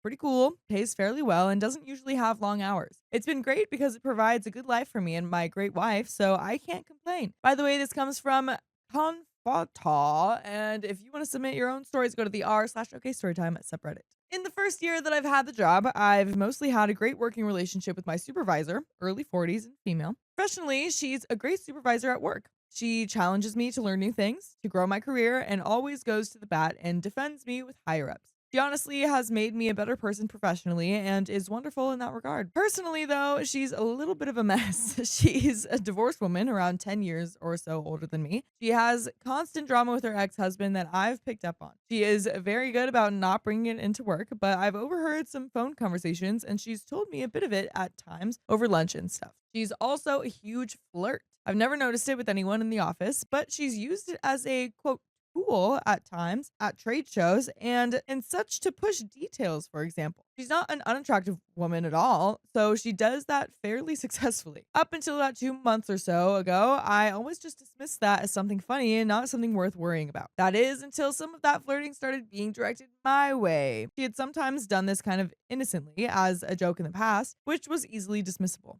But lately it kind of feels like it's crossed the line a bit. She'll knowingly lean over so I can look down her shirt, will leave her hand on my shoulder a bit too long, and makes slightly spicy related jokes. Stuff like that. I brought it up with my wife over Christmas break and she was a bit conflicted. She's met my supervisor before and liked her, so on the one hand, she thought that she was just being her usual self, kind of like a female version of Michael Scott from The Office. But on the other hand, she does think it's a bit weird, but doesn't really know what I should do. She's been my lifeline at work so many times and has defended me when most others wouldn't. I'd be putting myself into a really risky situation politically at work if I tried to initiate any conflict or risk my professional relationship with her. Now here's the real kicker. I have a work trip coming up in about a month or so where it will be just the 2 of us. We've done this twice in the past. Obviously, we have 2 different rooms. We don't travel together as she just lets me borrow her corporate card and make my own travel arrangements as long as I get a good deal. But I'll be meeting up with her in Vegas for a 3-night trade show thing. I'm concerned that her flirting might escalate things and that she'll try to pull something. While I don't have concrete evidence, I'm fairly certain that she has done this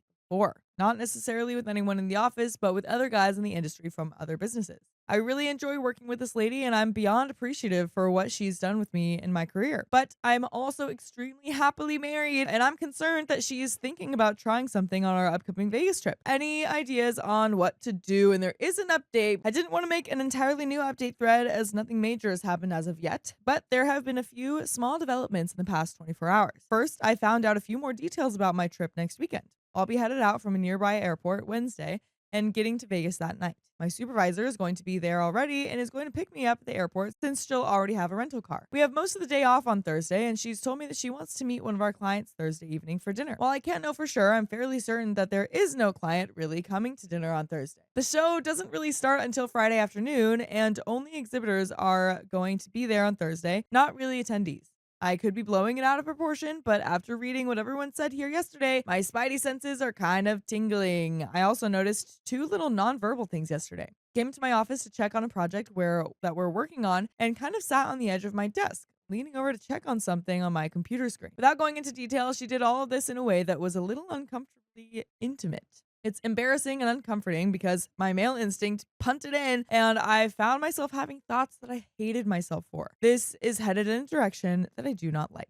I did some checking around yesterday and there's no way that I can back out of the trip. I've already got meetings scheduled with colleagues and clients. Everything's booked in my name and is more or less non-refundable, especially the high cost vendor badge, which is non-transferable. I've also talked with my wife and tried to see if she can come along, but that's not really possible as she's got the biggest event of the year at her workplace to tend to next Friday and Saturday. So seriously, what do I do? And we do have an update. I just got back from the trip last night and things went, well, awkwardly. I followed everyone's best advice from the previous thread and mostly kept to myself and kept things professional as possible. I went ahead and arranged my own travel from the airport to my hotel this past Wednesday and feigned some excuses to not do anything with her until Thursday at lunch when we met up to plan stuff for our booth at the trade show and get it set up and such. We had normal chit chat otherwise. She seemed comparably tame to how she's acted in the past, and my previous fears started to fade away. We got our booth set up, kind of went our own separate ways for a few hours to do some touristy Vegas stuff for a while, met some colleagues from another company for dinner, and called it a night because we both agreed that we'd want good sleep before having to get up early and work a long trade show from 8 a.m. to 5 p.m. the next day. The next day, working the show went fine.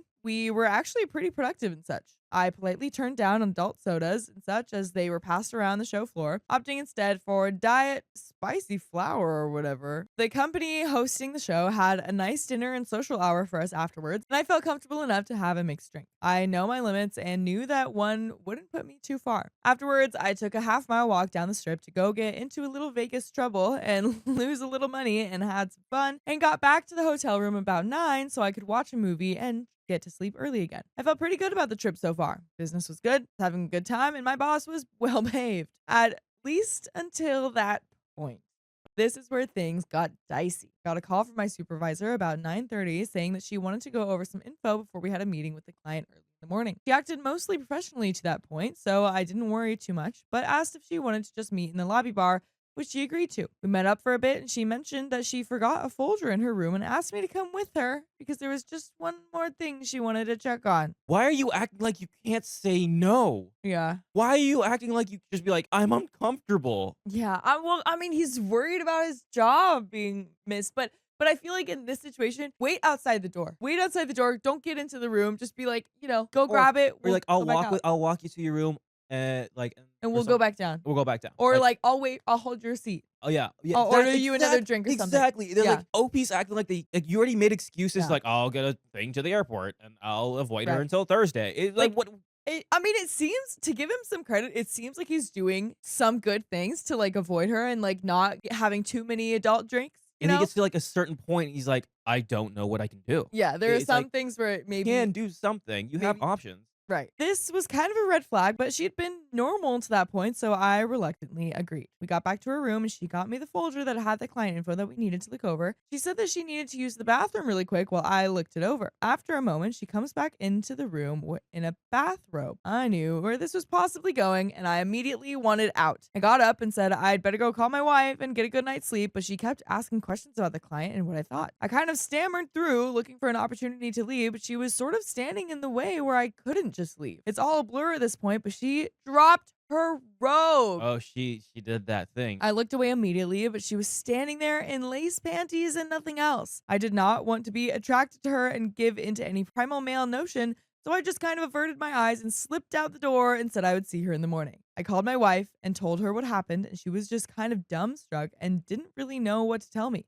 I felt so confused. Part of me was offended that she'd go that far. Part of me was scared to death over what would happen next. And I'll be embarrassingly honest, that primal male part of me was a little excited that something actually happened. I even told my wife about it, and with her encouragement and a few fun Snapchat pictures she sent me, I visited certain sites on the internet and got that out of my system. The next morning, it was as if nothing happened. I was probably acting very awkwardly the next 2 days and tiptoeing around her, but she acted as if nothing happened. It was cheaper for the company to stay another night and fly out Monday afternoon, and I just totally kept my distance between the end of the show Sunday afternoon and when I left. It's the first day back in the office today, but she took an off day today and won't be back in until tomorrow. I have no idea what to do. It's possible that she'll just never talk about it again, but so are many other possibilities. If I try to bring it up with anyone here at the office, it'll just be my word against hers. I just have no clue how to proceed here. I've already been looking elsewhere for other jobs for around 2 months now and haven't had much luck, so I don't know if I can just leave. It's just so dang confusing. That is the end of that story, but We just leave the elephant in the room?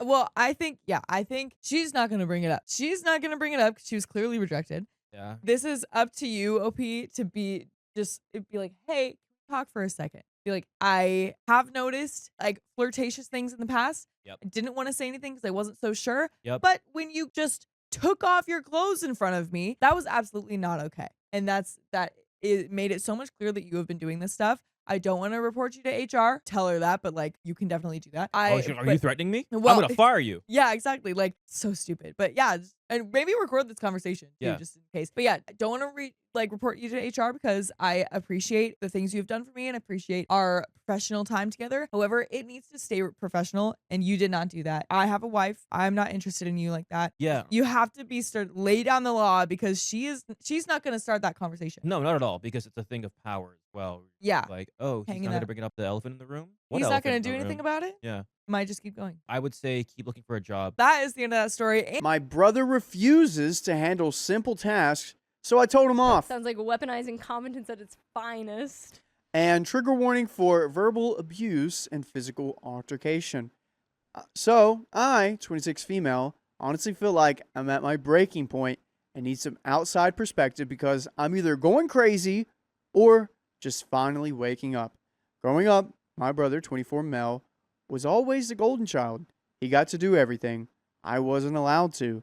He had freedom, friends, could go out, date, live like a normal teenager. Meanwhile, I wasn't allowed to do any of that. If I even questioned it, I'd get the, he's a boy. It's different. Ugh, I hate that. That excuse was drilled into me for years, and I'm still resentful of how much I missed out on it just because of that double standard. For context, we are Balkan Muslims, and this is pretty common for us women. By the way, this comes from Do Astronomer 32, and if you want to submit your own stories, go to the r/showcase storytime subreddit. I'm Riley, I'm Carly. And I'm Sophia. and OP says, now I'm married with a child of my own. I live an hour away from my parents, and while I don't mind helping them occasionally, I've got a household, a job, and a toddler to take care of. Lately, they've been needing more help with bills, paperwork, appointments, organizing their estate, and guess who's been handling all of that? I wonder who. Me.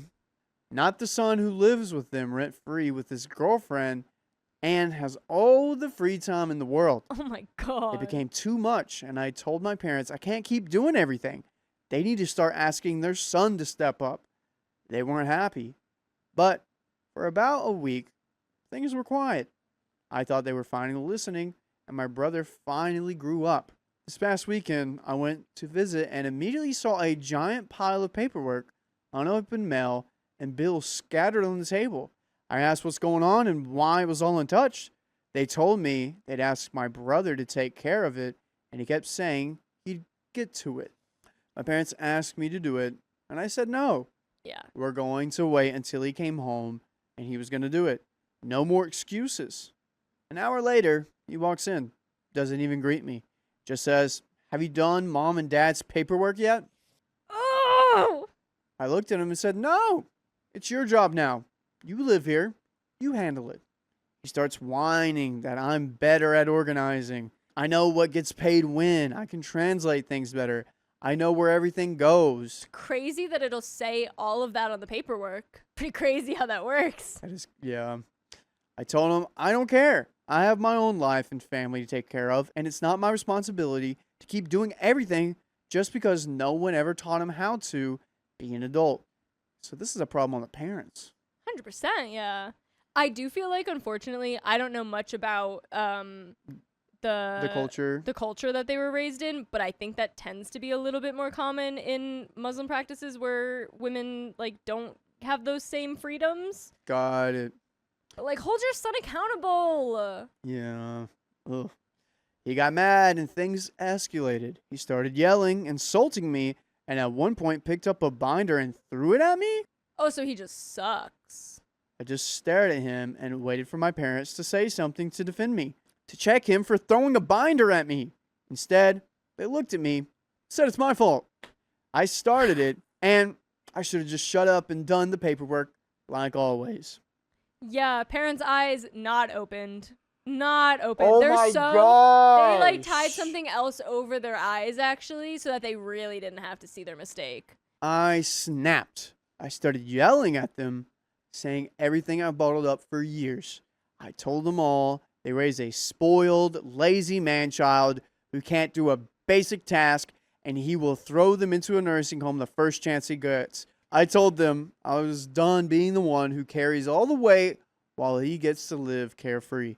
I grabbed my things and told them I couldn't stand this family anymore, and I hated them all. As I was walking out, I said if I left and refused to help, they would have nothing to do with me. I said, fine.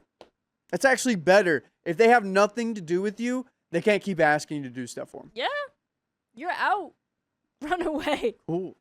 I left and haven't spoken to them since. Now they're blowing up my phone, first asking for help. My brother's saying he doesn't know where the checkbooks are, how to write a check, who my parents' doctor insurance is, etc. When they saw I wasn't responding, the text got nasty. They began calling me selfish, heartless, and cruel.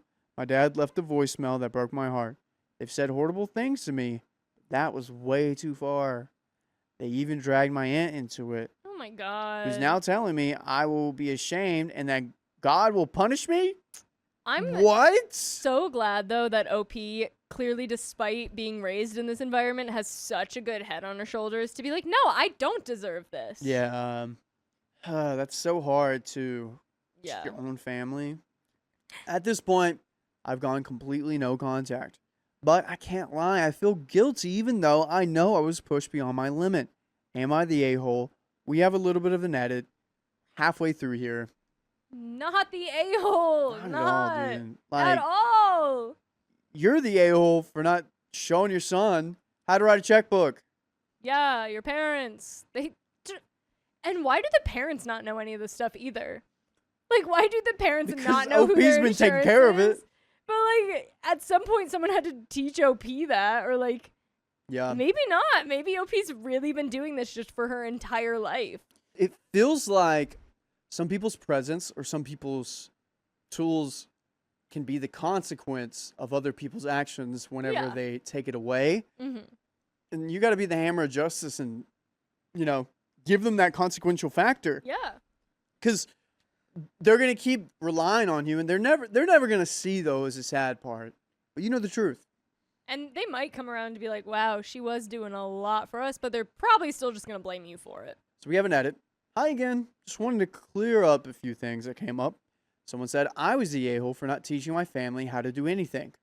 That's not true. I spent hours trying to teach my parents how to access bills online, sign checks, etc. They always struggled to remember, which really just means they didn't care to learn. I even really tried teaching my brother, but he always had plans or wasn't in the mood. I tried. As for religion, please don't confuse culture with Islam. My parents picked and chose what Islamic values suited them, which is unfortunately very common, especially in the Balkans. For example, I wasn't allowed to date because I'd shamed the family. I had to marry a Balkan Muslim, but my brother dated whoever he wanted, including non-Muslim women. Huh. Yet my brother's girlfriend basically moved in day one, and no one blinked an eye. I've been the translator and basically the family employee since I was 10. I filled out every form, made every call, done everything for my parents, and it just never stopped. I blame myself for this, as I should have put my foot down years ago. My husband doesn't like my family and hates my brother. That hatred really cemented when my water broke at 30 weeks, and I was in the hospital having a mental breakdown thinking I failed my baby. No. My lovely brother showed up and told me that I must have done something stupid and broke my water myself. Oh my god. Oh my god. My husband dragged him out, and my brother wasn't allowed back in. Right now, my husband only knows there was a screaming match, and I decided to cut everyone off. He doesn't know the full story, because if he did, I know exactly what he'd do. I know they'll probably show up at some point. I'm mentally preparing for it. I've mentioned wanting to move closer to my in-laws, and my husband is on board. He also talked to me about starting therapy, Yes. and we're reading into it. We were reading the messages and comments together, and we both realized I was severely emotionally mistreated. Thank you all for your kind words and support. It's just sad that internet strangers have shown me more kindness and love than my own family has in years. OP, I want to give you a hug. Oh my god. Oh my god. Showing up to the hospital and saying something like that, he deserved way more than being just kicked out. Kicking the gonads. Yeah. Edit 2. I forgot to mention I told my husband what my brother did to me. As you can imagine, he is furious and wanted to head over there tonight, but I won't let him stoop to his level. I'm now worried about them showing up here and causing a commotion, as they are the type of people to do that. And we got an update. Ooh. After I went no contact, calls didn't stop. My phone was blowing up constantly. Then my dad decided to try and call my husband directly. He acted like absolutely nothing happened, all cheerful and casual, as if my brother hadn't just thrown a binder at me over a week ago. I guess my dad thought my husband didn't know what had happened. My husband cut him off and told him he knows exactly what had happened, and if my brother ever bothers me again or so much steps foot on our property, it won't be pretty. Conversation ended very quickly after that. A few days later, my uncle and aunt decided to randomly drop by our house unannounced to talk things out. My husband went outside before I even had a chance to react. He absolutely chewed them out, telling them that if helping my parents is so important to them, they should go do it themselves instead of pestering us. They left pretty fast after that. Dude, this husband, the perfect person to have behind your back right now. Oh my gosh. He gets all the stars because he like swooped in. He was like, "You will not talk to my wife like that." Yeah. That doesn't happen a lot with these stories. No, they're like, it's nice. Whatever you say, mommy and daddy. Yeah. An hour after they left, my parents showed up. My husband did not allow them inside, but they stood at my door yelling at me, saying how disappointed they were and how it was disrespectful for talking about family issues with my husband. What? That's her family. What? They called me horrible names that I can't even repeat here. Finally snapped and told them I want nothing to do with them anymore, and this would be the last time we speak. They kept going, but I refused to participate any longer, and they eventually left after my husband threatened to call the police. When they left, I completely broke down. Things my parents said were vile and cruel. I didn't know what I did to deserve this treatment. Sad truth is, my mother-in-law has been a bit better and more loving mother to me than my own mom has ever been. And that hurts in a way I can't even explain. This happened a few days ago, and since then, I've blocked my parents, my brother, my uncle, and my aunt. A few other family members have tried reaching out, but the moment I see they're defending my parents, I block them too. I just can't deal with it anymore, and I have my own family to worry about. We've decided we'll be moving closer to my in-laws this winter, and no one will know except for a few close friends and family we can trust not to run back to my parents. My first therapy session is scheduled for this week as well. All right. Guys, you can schedule every day, every freaking minute of your lives for the next 70 days to be OK Storytime on your favorite podcast platform. Just search up that OK Storytime on Apple, iHeartRadio, or Spotify. And listen to us. We got your day planned out. It's all you need. straight Really? into your eyeballs and your ears. That's all you need. 70 full days. We're working on smell and taste. Yeah. I don't know. I see a lot of people saying cameras until you move, Ooh, which I think is yeah. a really good idea. I agree. 'Cause I wouldn't put it past someone who's already been known to have outbursts to come back to your house and have one. Yeah. Because, I mean, call the police, too, next time you show up. Can Yeah. you get a restraining order where you are? Definitely start reporting to make a case if you can, because there's Mhm. already been physical things against you. Yeah. You can 100% report the brother. Oh, dude, and OP has so many, like, things she can do here to the parents that she's not going to do. Ugh. When I fully opened up to my husband and our close friends about my childhood, the look on their faces made me sick. They explained to me that what I went through was not normal and that no parent should ever treat their child the way mine did. I'm not doing well at the moment, but I'm thankful I have my husband and friends to support me. I really hope therapy will help me heal, but I know it will take a long time. Right now, it just feels like I'm floating in darkness. I can't comprehend why my parents hate me so much. I did everything they ever wanted, even if it compromised my own happiness. It still wasn't enough for them. No, they just suck. It's them. It's them, not girl. you. Not you at all. Shoo. Ugh. You'll learn that in therapy. Ah. I refuse to cancel my plans to aid my husband. Now he's furious. Well, I already made these plans. I'm sorry. My husband, 34 male, and I, 34 female, have been together for 12 years, married for almost 5. We have a 4-month-old baby. I'm on my last week of maternity leave before going back to work next week. By the way, this comes from Throwaway Sis Boomba.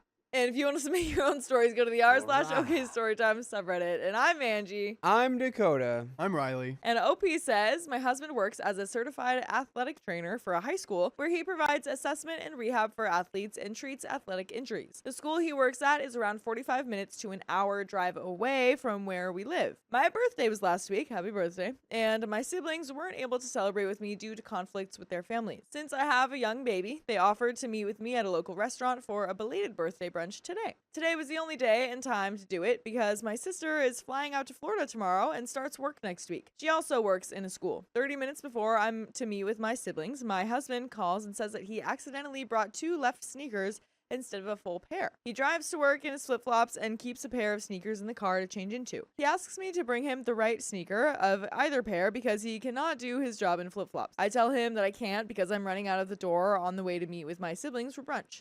I also didn't feel comfortable driving an hour there and back with our baby in the car, but I would have done it if I didn't have another commitment. My husband then gets mad at me and says that he'll ask his mom and hangs up.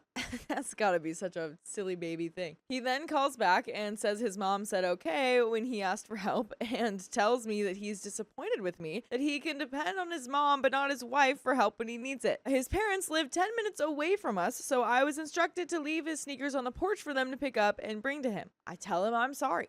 He proceeds to tell me through text that he feels betrayed and that he shouldn't need to convince me to help him. I apologize again and tell him that I didn't think it was that much of an emergency to cancel my plans for. He texts that it was an emergency and I'm your effing husband. It's good to know that I gotta call my mommy and daddy for help instead of relying on my wife. Hey, buddy. Rely on yourself to not grab 2 left shoes. Yeah, or just deal with the squished toes. It's not that big of a deal. Why are we wearing flip-flops to work and we change into our actual shoes? Yeah. Where are you working? I would only accept that as reasonable if you worked in, like, the coal mines. You don't And want you're like, your coal boots on. I want the very last second I put on my coal mining boots.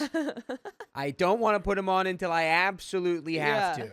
Yeah, this is so uncalled for. You don't have to call for your mommy and daddy because you don't need help for this. I tell him, what if I was working today? Would you expect me to just leave? But since I'm not working, my plans are not important. I'm supposed to cancel my plans because you forgot your sneakers? And he tells me that my point is stupid because if I was at work, then he would not have asked me. But since I wasn't working and he needed help, he asked me. He says, well, F me, right? So your point is stupid because that's exactly right. That's what he's saying. She's like, oh, so now that I'm not working and my plans aren't important? He's like, that's a stupid point. Because you're not working, your plans are not important. That's literally what he just said. That's crazy. Crazy. I tell him that that's not the attitude I had, and I guess I didn't think it was that much of an emergency because he had footwear. I told him that I felt like I was in a bind. That was the last thing I said, and now he's been avoiding me since he got home. Am I the a-hole? Did I make the wrong call? Should I have canceled my plans with my siblings to bring my husband his sneakers instead of his parents? And there are some comments, but what do you think, Dakota? Of course not. No. He solved the problem, and now he's somehow making the fact that he forgot how shoes work Yeah. your fault. Yeah. When it's like, your parents had your back, bro. Why are you? Yeah. I'm betrayed. F me, right? It's like, yeah, you're getting to that point. Yeah. There are some comments. Comment number 1 says, not the a-hole. He's being ridiculous. He messed up, but you had plans. You're not obligated to drop everything to fix his mistakes. OP says, yes, but now my husband thinks that he can't depend on his wife whenever he's in a pinch. Someone else responds, because it's easier to be mad at you than to be angry with himself that he messed up. Admitting you made a mistake and fixing the mistake yourself, not expecting your wife to drop everything and solve your problems for you, is a part of being an adult. Unfortunately, many people never learn this. Blaming someone else just makes the mistake easier. No guilty feelings. Next gift-giving holiday, I'd gift him an extra pair of sneakers to leave in his car for when he forgets. Not the a-hole. Comment number 2 says, I would have run out to a local store and bought another pair of sneakers, or whatever else I might have forgotten, before asking anyone to drive an hour to bring them to me. Comment number 3 says, not the a-hole. He's an adult. It's his responsibility to make sure he has what he needs for work. Also, isn't it low-key dangerous to drive in flip-flops? There is an update, but yeah, technically I think it's like illegal or something, right? Or no, that's barefoot. Huh? Gayla said it was illegal in the UK in the chat. Wow. I But, hate driving barefoot. It like really bothers my sensory. Yeah, Yeah. I don't know why anyone it's- would it's- want to do that. Yeah. I saw comments saying about bashing this guy for even asking. I'm not bashing him for asking. I'm bashing him for he asks and she's like, oh, I can't. Yeah. And then he's like, oh, then I guess I'm just the scum of the earth then, and my Right. partner, I can't depend on my partner ever again in my whole life. Yeah, exactly. I guess I'll have to ask my parents, who immediately helped me out and solved this problem Right. that you were not able to because you had plans and you were out the door. Yeah, and it's your fault that my parents had to help me with this. Because, yeah, like that one commenter said, it's like this, is he expecting her to solve all of his problems for him? Like, what if he's like, oh, shoot, I forgot to, like, make lunch and I don't want to spend the money because we're budgeting right now. Can you drive 2 hours round trip to make me food or to bring me food? Like, no. But we do have an update. So I tried talking about it to my husband this morning. I told him how even though it was an emergency to him, I didn't want to cancel my plans because my family couldn't reschedule. He told me, you still don't get it. He acknowledges that he effed up by not paying attention to which sneakers he brought, but he and his family always help each other out when they're in a bind, and that a husband should be able to rely on his wife to help and vice versa. He said if the roles were reversed and he was at brunch with his close friends while on paternity leave and I forgot my lunch, he would bring it to my workplace because we're a team. He says if I told my siblings to push it back an hour or two, he thinks that they'd understand. He also said my family has a history of canceling plans last minute, which they have, but it's usually due to sickness or family conflict. He also said that he couldn't just run out and buy shoes nearby because he was on the clock. He couldn't do his job in sandals because they're not efficient for running onto a field to treat an injured student. He needs to do his job efficiently because he's doing it to support our family. That's a stupid line. He knows that he effed up by accidentally bringing 2 left sneakers, but this was really the only instance he did this and really needed my help. I told him that I didn't realize how serious his situation was and apologized again for my lack of judgment, but he just told me to F off. He thinks I'm not truly sorry. 1, I think you should be done apologizing. Also, he told you to F off. That should never be spoken in a marriage. I believe. If it's not in this situation anyway.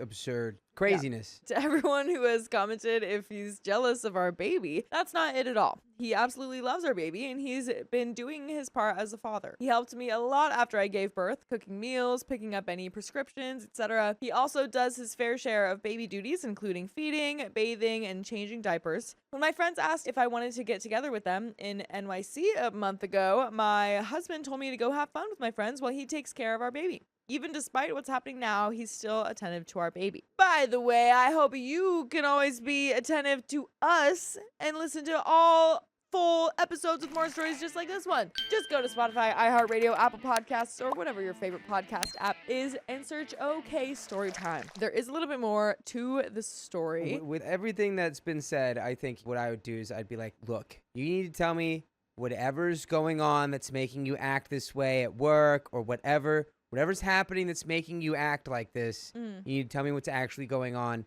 And if you ever speak to me that way again, I will leave with our child.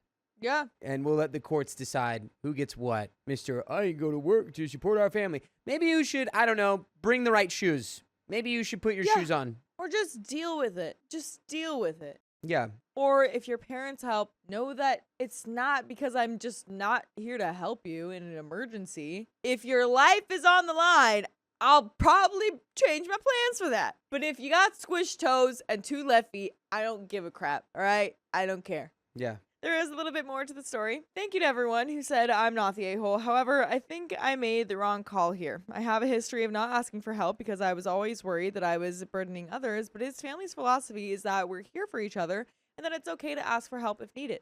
In this case, he needed my help and I wasn't there for him. Overall, my husband is a good husband and father. For my birthday, he did what I wanted, which was take me to a museum and then birthday drinks at a restaurant in New York City.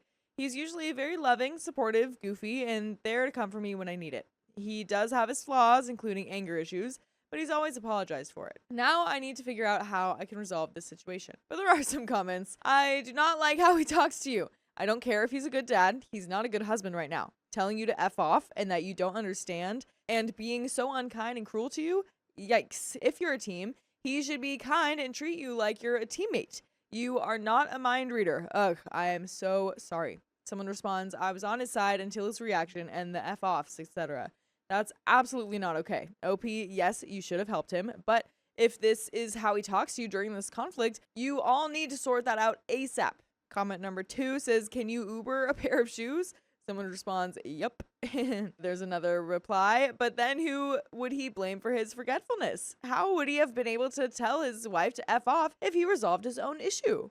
Comment number 3 says, he might be a good father, but he is a crap husband. And that's the end of that story.